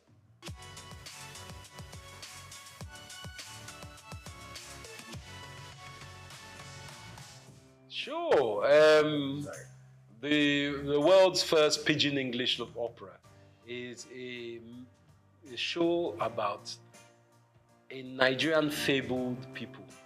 It's almost like Orisha, but it's not. There are people who are Mami Waters as well as they are spiritual people. They are the guardians of the galaxy, to use an expression. There is God, the all-faithful God, and the all-knowing God, omniscient, omnipotent. But below that, there are all these almost demigods that look after, let's say, this sector of the universe. And these people are singers. They sing opera. But they sing it with Pidgin English. And you know, Pidgin is a language that is known by most Nigerians, but it's a language that people shun and say, it's a bad language. But they speak Pidgin in Hawaii. They speak Pidgin in China. They speak Pidgin, Old English Cockney is Pidgin. American even is a form of Pidgin because they Yankified English.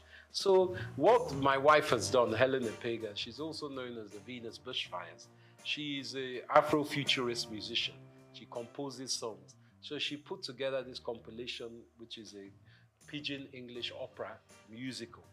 And it's a show that lasts for about 45 minutes or an hour and a half. It depends if you're doing the short version or long version.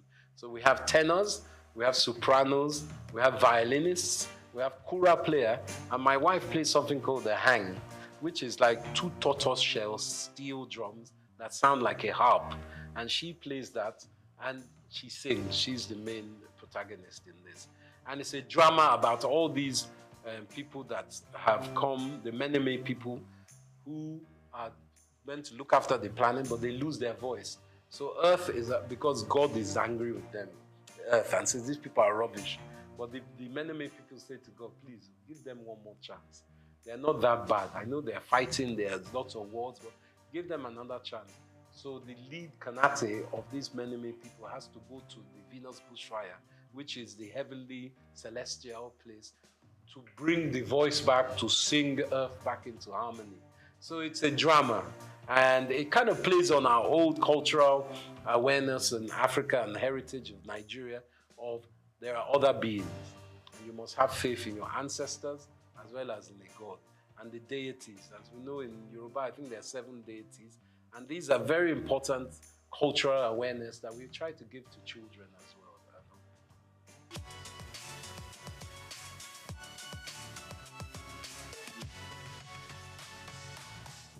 I think in the filmmaking in Nigeria is burgeoning. AFRIF, the African Film Festival, International Film Festival, is on now, which is a great show. I helped incept in 2010, many years ago. We had it in Port Harcourt. It was Governor Rotimi Amici that started that campaign, but it's going on very strongly now. Nollywood, as we call it, is being noticed by the international market, whether it's Netflix or Hollywood. I would like to tell you something, actually, which is, I haven't divulged this for many years. My great uncle, whose name is Orlando Martins, God rest his soul, was one of the first African actors in Hollywood. He acted in the 30s with people like Ronald Reagan, Katharine Hepburn, and Bob Hope. And he always played a part as an African prince or chief. He was never like denigrated or made into a lower African slave or anything. And I think that instilled something in my mind with this film industry. I think it's very important that Nigeria, as it is, we have some great actors like Wale Ojo and Ramsey Noah. They are playing parts in producing their own shows. And it's very important. Like in America, you obviously have people like Mel Gibson, Robert De Niro, who have produced their own films as well. That Nigerians are not just actors or technicians, they are also producers and directors. It's very important that we have that link within our industry. And we make friends and we forge relationships, not just with Hollywood. There's Bollywood, the Indian industry, and there's also China, because China's film industry is massive. Technically, I think just as big as Hollywood. So we must look to ourselves in Africa as well. There's some great film makers from Zimbabwe, South Africa, Ghana, and I think collaboration is, I always use collaboration because I would not be here without collaboration. Obviously, my wife, you collaborate with your spouse, but also my businesses. I have very good English business partner. He's really a business partner. I've started a new business. I collaborate with all kinds of industries and different sectors.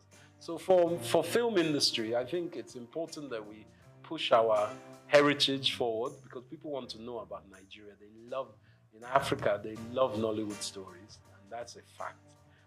And we can expand by using distribution. Distribution is key. Netflix, all the Hollywood film houses, negotiate with them. Even if you don't get the best price for this show, make sure you check your contract, make sure you get it for your next film. So I think that's important, distribution.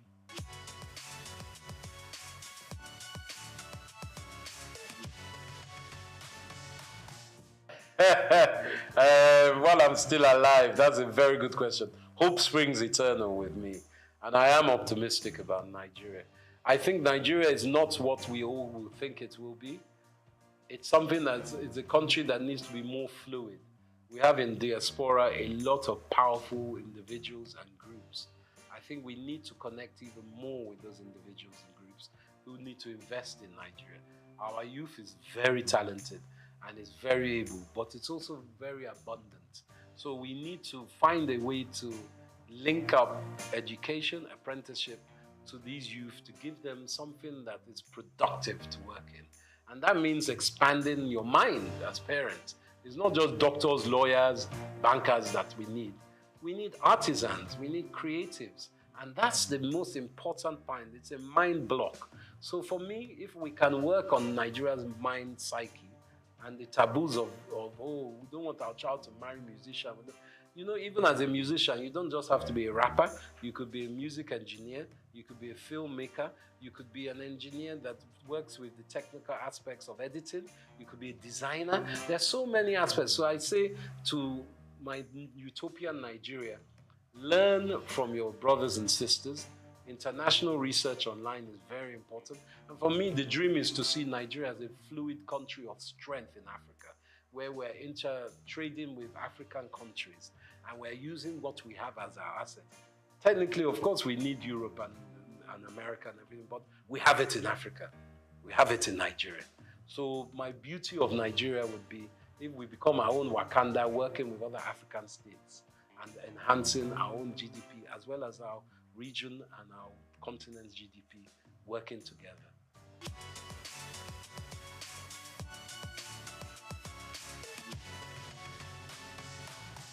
Gosh, my favorite, what's the first one? Food. As you can see, I like my food. I like a mixture actually. I like amala. I like yams. I swallow very well. Whether it's with obonosu, that's very good. But also, from my mother's river side, there's one okra, seafood okra that my mom used to make. And I still strive to find that. I go and find that whenever I go away. In London, you have some nice Nigerian restaurants, and in Lagos, of course, as across Nigeria. But nothing like home cooking when my wife makes me a nice, I suppose she makes a goosey for me, eba, and that's my staple. My best music, I love Afrobeats, of course, but predominantly, I'm a Fela man. Ebenezer Obey. I like the old styles. And I also like Zaire music. There's high life that comes across Africa. But to be light to say I don't like Jimi Hendrix. I like Jimi Hendrix. He's a guitarist, a Native American, African-American guitarist. I love his kind of music. So those are my mainstays, and Gorillaz and De La Soul are still very great music of mine. Those are my Spotify at the moment. What was the other question? I like wrestling. They used to call it Gidigbo back in the day, Yoruba wrestling. I used to love that. I haven't seen that much lately, but I like Nigerian wrestling. Obviously, we play good football. We're great footballers as well, globally. But you said Nigerian sport. Polo. Nigeria, I like Nigerian polo as well.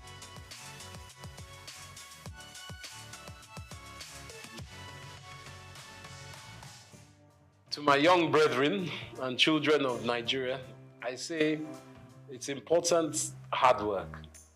Hard work, research, and belief in yourself. Obviously, times are very tough at the moment, and money is tight. But with your own creativity, you can build your empire from there. I always believe that from one's mind, you can make worlds, and you shouldn't give up. Obviously, if you're not very great at one thing, you find what you are great at. But always be honest with yourself and treat others how you want to be treated. And remember, collaboration is the key or the little sister of success. And always have a smile. Very important. That's what I say.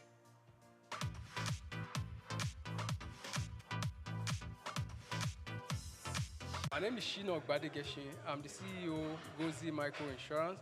Continue to watch SOUQ News. Adenike Adeyemi, Executive Director of Faith Foundation. Keep watching SOUQ News.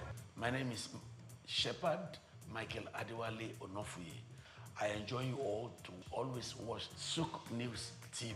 Hey everyone, Majuli Obaje here representing Gigi. Keep watching SOUQ News, okay? Stay updated with SOUQ News. My name is Aton Keme. I am the head of MSME Banking. Please keep watching SOUQ News and stay glued to SOUQ News. I recommend that more and more people should watch SOUQ News because they deal with business news. Hi, my name is Amaka Wokolo. I am the director of the Faith Institute at Faith Foundation. Keep watching SOUQ News.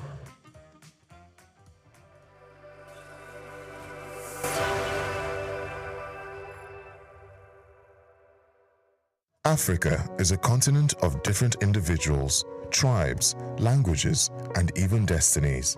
Every African country is unique in its own way, with something that sets it apart from the others. Today, on the uniqueness of Africa, we take a look at Chad. Chad, located in north-central Africa, is a land of extremes and quiet resilience. What makes Chad truly unique is its extraordinary geographical and ecological contrast. Stretching from the harsh Sahara Desert in the north to fertile savannas and wetlands in the south. One of its most remarkable features is Lake Chad, once one of Africa's largest freshwater lakes. Though it has shrunk dramatically over the decades due to climate change and overuse, it remains a vital lifeline for over 30 million people across Chad, Nigeria, Niger, and Cameroon. But Chad's uniqueness goes even deeper. It is one of the most linguistically diverse countries in Africa, with over 120 local languages spoken, despite a relatively small population. French and Arabic are the official languages, but the diversity reflects its deep ethnic and cultural complexity. Chad is also home to Zakuma National Park, a conservation success story in Central Africa. Once plagued by poaching, the park has rebounded and is now a sanctuary for elephants, lions, giraffes, and rare birds, showcasing the country's ecological richness. In the Enedi Plateau in northeastern Chad lies another treasure, a UNESCO World Heritage Site filled with ancient rock formations and prehistoric cave art, some dating back 7,000 years. These natural cathedrals in the desert tell stories of early human life long before modern civilization reached the region. In terms of identity, Chad is where Arab and Black African cultures blend, creating a unique socio-cultural fusion seen in its clothing, cuisine, languages, and traditions. Despite economic challenges and regional instability, Chad remains a country of untapped beauty, resilience, and cultural depth. It is a land where survival meets strength and where the desert holds not just sand, but stories. This is the uniqueness of Africa, and today we spotlight Chad, the bridge between the desert and diversity. I am Moyosore Adebi for SOUQ News TV.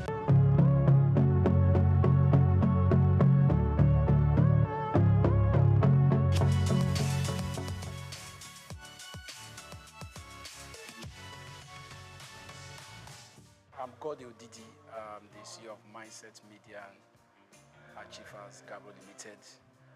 Mindset Media is all about celebrating people from nobody to somebody.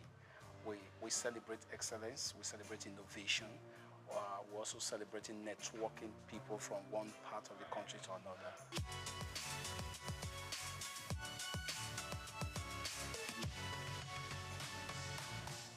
Oh yeah, the events about Global Mindset Media Achiever Excellence Awards, celebrating people with integrity. We celebrate our 13th anniversary at Lekki Noventa Hotel, Lagos, last Sunday. And I can tell you that this is the first time we are giving an award to non-Nigerians from Syria alone. They're based in US. And most of our awardees were from abroad, you know.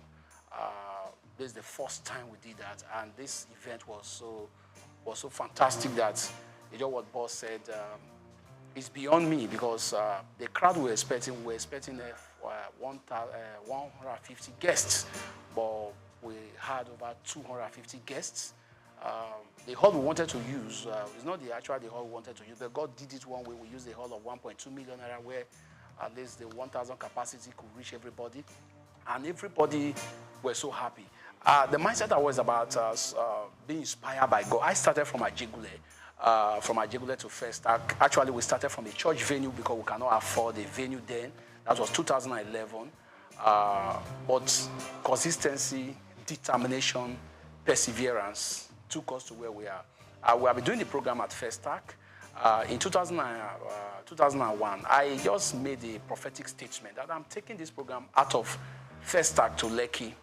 One of the guests that came and one of the awardees told me, said, that November, he reminded me, December, said, what you said, you have to fulfill it. And Last year we did it, but I can tell you this year was fantastic because I've received calls all over the world. People are telling me that this program is beyond. Even people are now beginning to nominate. As I'm telling you now, we have already have people nominating for the next award. So the program is all about networking.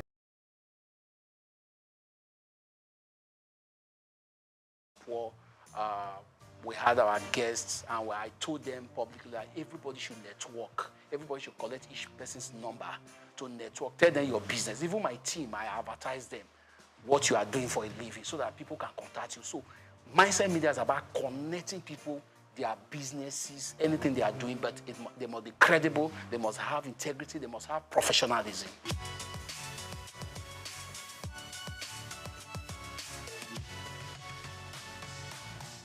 Yes, the individual that received the award, from different categories. We have people from the business world, the technology. We have people from politics. We have, and the way we nominate the people, we have a style we're doing nominating our people on website. And we have our website. We advertise your name if you are nominated. We throw it to the public. We started our nominations, that was June.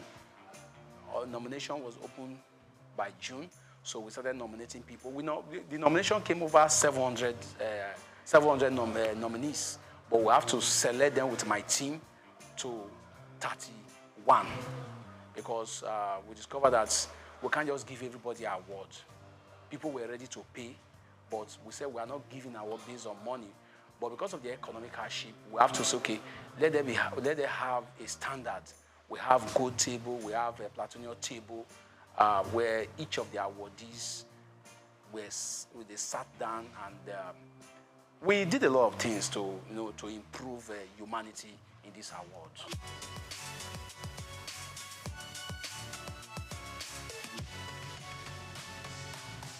Oh, this award this year, I'm very flabbergasted, let me use that. I'm super excited because this year award was fantastic because when I met our boss here, the first day I came here, we discussed. I was super excited because this year award was fantastic. People are calling me all over the world because I have not seen that. I discovered the award has grown beyond me, as what boss said. It has grown beyond me because even my team, we couldn't even meet up the people, the guests, and I was surprised. And we did so many things, what we have not done before, because in every year of our award, every mistake we have done, we improve on it the next year. But this year we did something very fantastic. We brought things that world-class awards, Headies awards. We brought classic things into the system. He now made it look so great that people were saying, is it God or this? Somebody was asking, do I do ritual? We're asking, what happened? Even people saw the picture. People are still calling me from Sweden. People calling me for UK, telling me that, are you the one doing this award? You did an excellent job. What we did is that we have to go through a lot of people who are experienced, like Mr. Victor Oluwafemi, a lot of people who believe in my dream. I listen to the advice. I even listen to the advice of my team.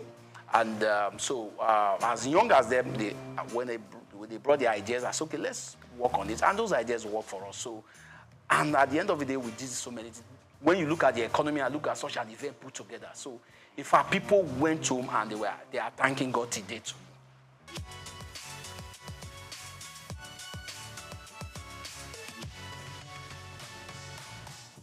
You see, it's a very big problem in Nigeria, searching for a good leader. The economic hardship is not helping matter. And today, for you to see young people driving leadership force is very difficult now because they have made the system so very poor that you have to think about your stomach first before you talk about quality leadership.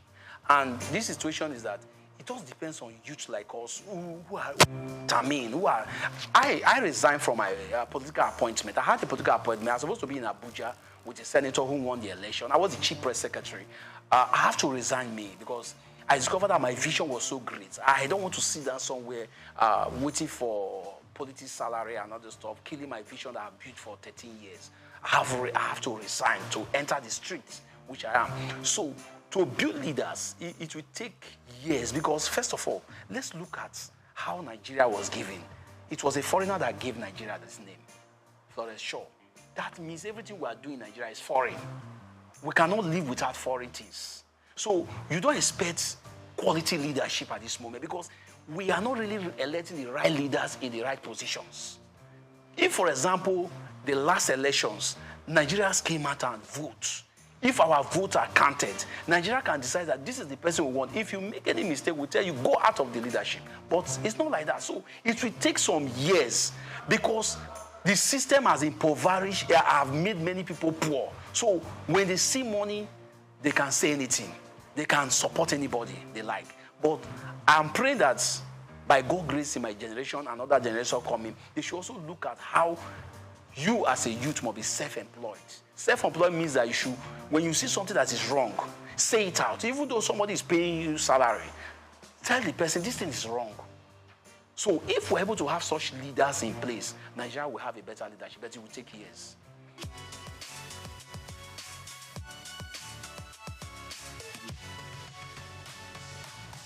First of all, you must be educationally equipped. The level we are now, we're in the social media era. Social media can teach you good, bad, ugly, and so on. You can expose yourself to many training skills. The reason why our youth remain where we are not ready to learn. We know it all. We have a lot of youth. At this age, I've written over 14 books. And this time around, my books sold so much in this the program where people want to read. I was surprised that Nigerians are still reading, despite the hardship. So people want to read. People want to learn. People want new things. So I'm advising the youth now, try to be self-independent. Have integrity. Build yourself for tomorrow. Don't allow any political leader to take you unaware. So if we can build ourselves, I'm telling you, the future is bright for the youth.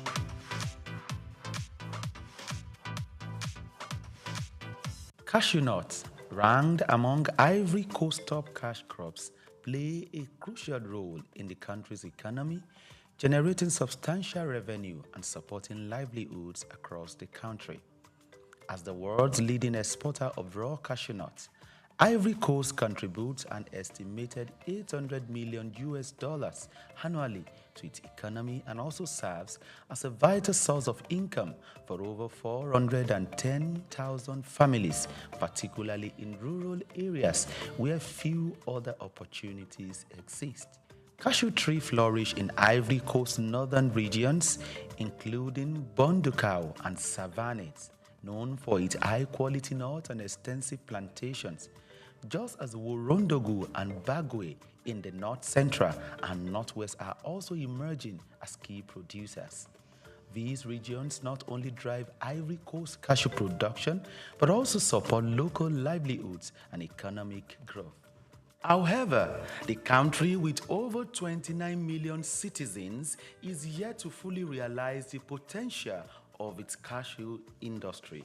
Despite being the top producer, the country processes only 7% of its cashew domestically, resulting in lost opportunities for value addition and job creation. Specifically, a recent data reveals that only 22% of the country's cashew nut output was processed domestically in 2023, even as the volatility of global cashew prices poses risks to farmers' income and overall economic stability. Concerns also arise regarding labor practices in some cashew farms and the environmental impact of deforestation for new plantations. To address these challenges and maximize the benefit of its cashew industry, Ivory Coast must focus on key strategies moving forward. These include investing in local processing facilities to boost job creation, export value, and farmers' incomes.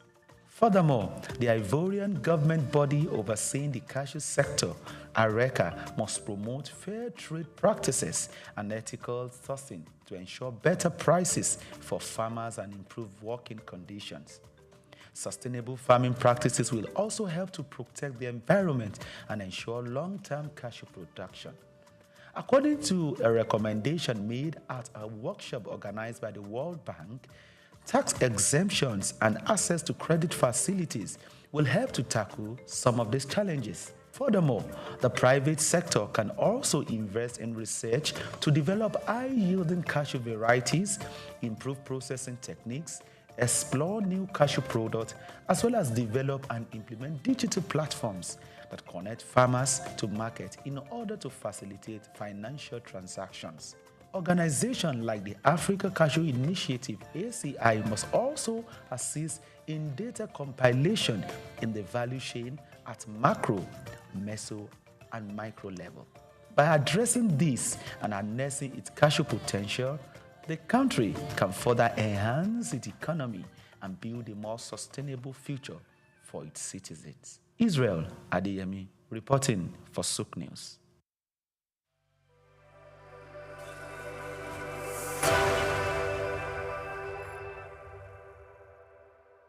The National Assembly, in collaboration with the African Development Studies Center, ADSC, held a 5-day national capacity building workshop on treaties, agreements, and protocols for federal MDAs, with the theme, Enhancing Institutional Capacity for Effective Treaty Negotiation, Implementation, and Oversight in Nigeria.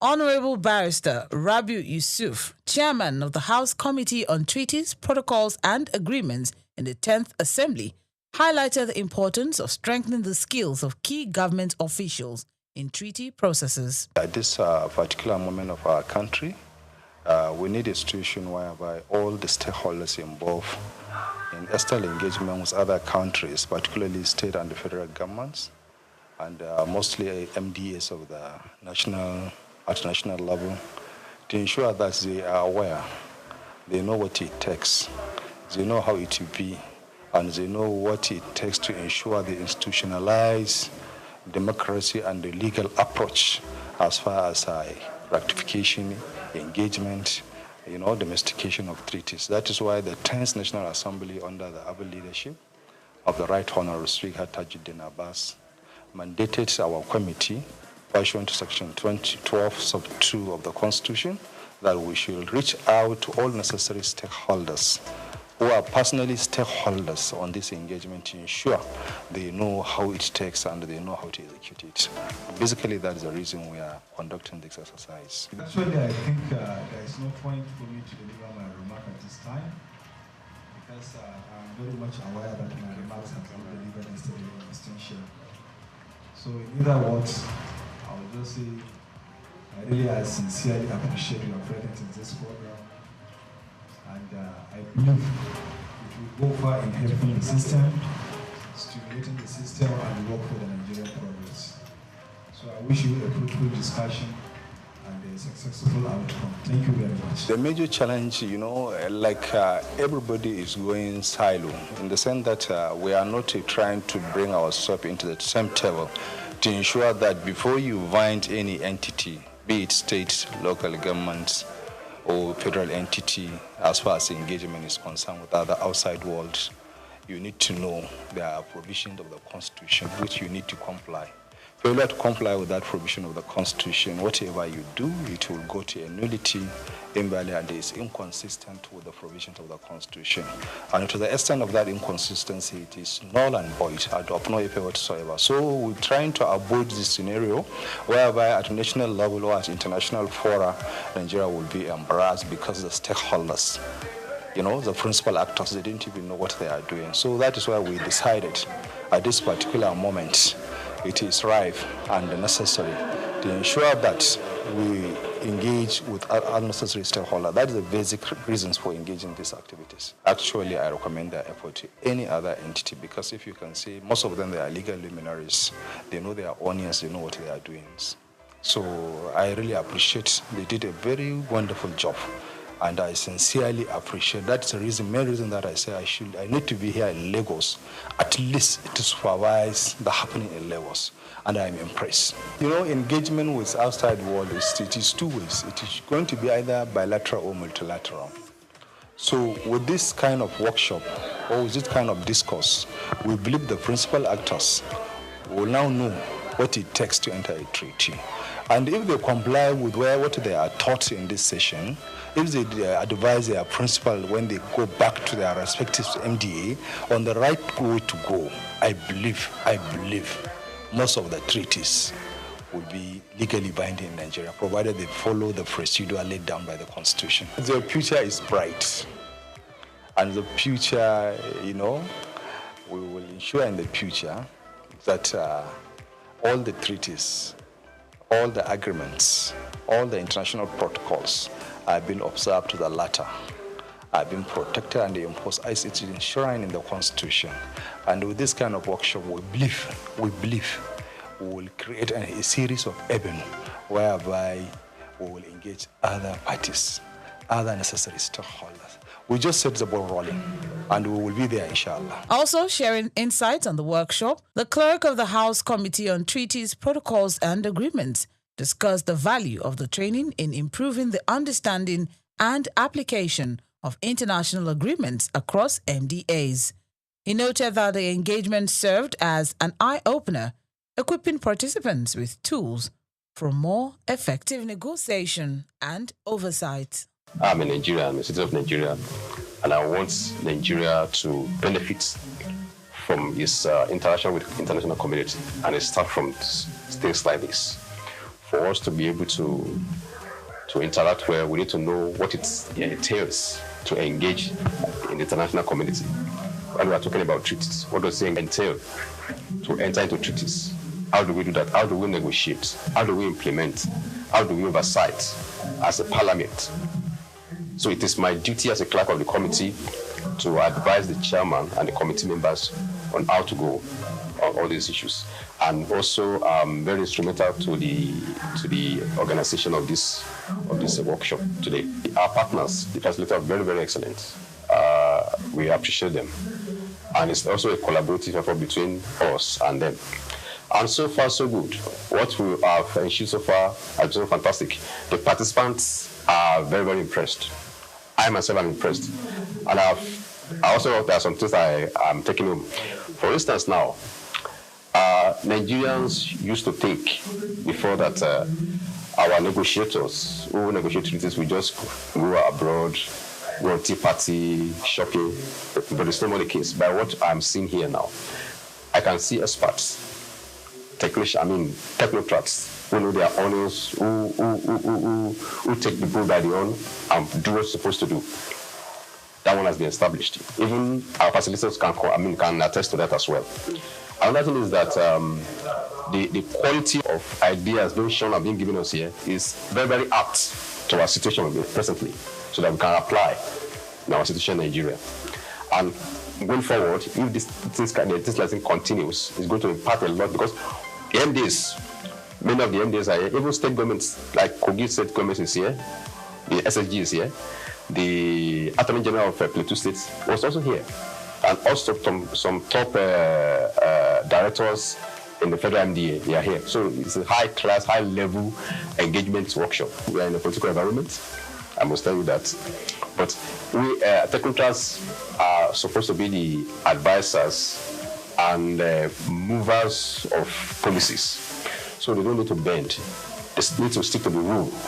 And I also to advise our government, our leaders, that as well as they are making policies, they should also consider the benefits, the interest of the country, not just politics. They should not play politics with it. They should consider the interest of the country first, and also the people. It's an appeal that everybody that has a responsibility to do, either in the public service, or in private sector, in government, do your responsibility as much as you can. In a good faith, in sincerity. Don't put your personal interests above national interests. Ladies and gentlemen, good afternoon. It is my pleasure to be here to make a closing remarks on behalf of His Excellency, the Right Honorable Speaker, 10th National Assembly, Right Honorable Kaji Kabas. He has mandated me to deliver this goodwill closing remarks. We appreciate your time, your dedication, and their efforts in trying to attend this program and attentively pay attention to the discourse and the further issue being deliberated here. And it is believed that this message you have learned here, or what you have learned here, will be passed towards your chief executive officers, and at the same time you will guide them in achieving the necessary mandates in deciding issues of treaties, operation of treaties, and what have you. So at this juncture, on behalf of the Right Honourable Speaker, we wish you a safe return to your various destination, and we believe you will pass the message to all other necessary stakeholders. Thank you very much.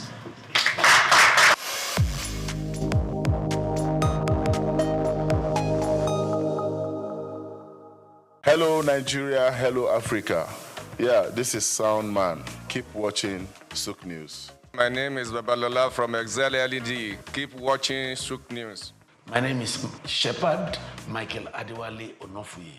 I enjoy you all to watch, always watch SOUQ News TV. Hi, I'm Tom Boggaballs, and please keep watching SOUQ News. Wale Seriki, SLG Lagos Island East, SOUQ News, keep out watching them and keep a lookout for them. They're up and coming, and we're proudly to be affiliated with them. You alone where they make me go crazy. This your love in the cool of my brain. You're my medicine, I need you all day. You always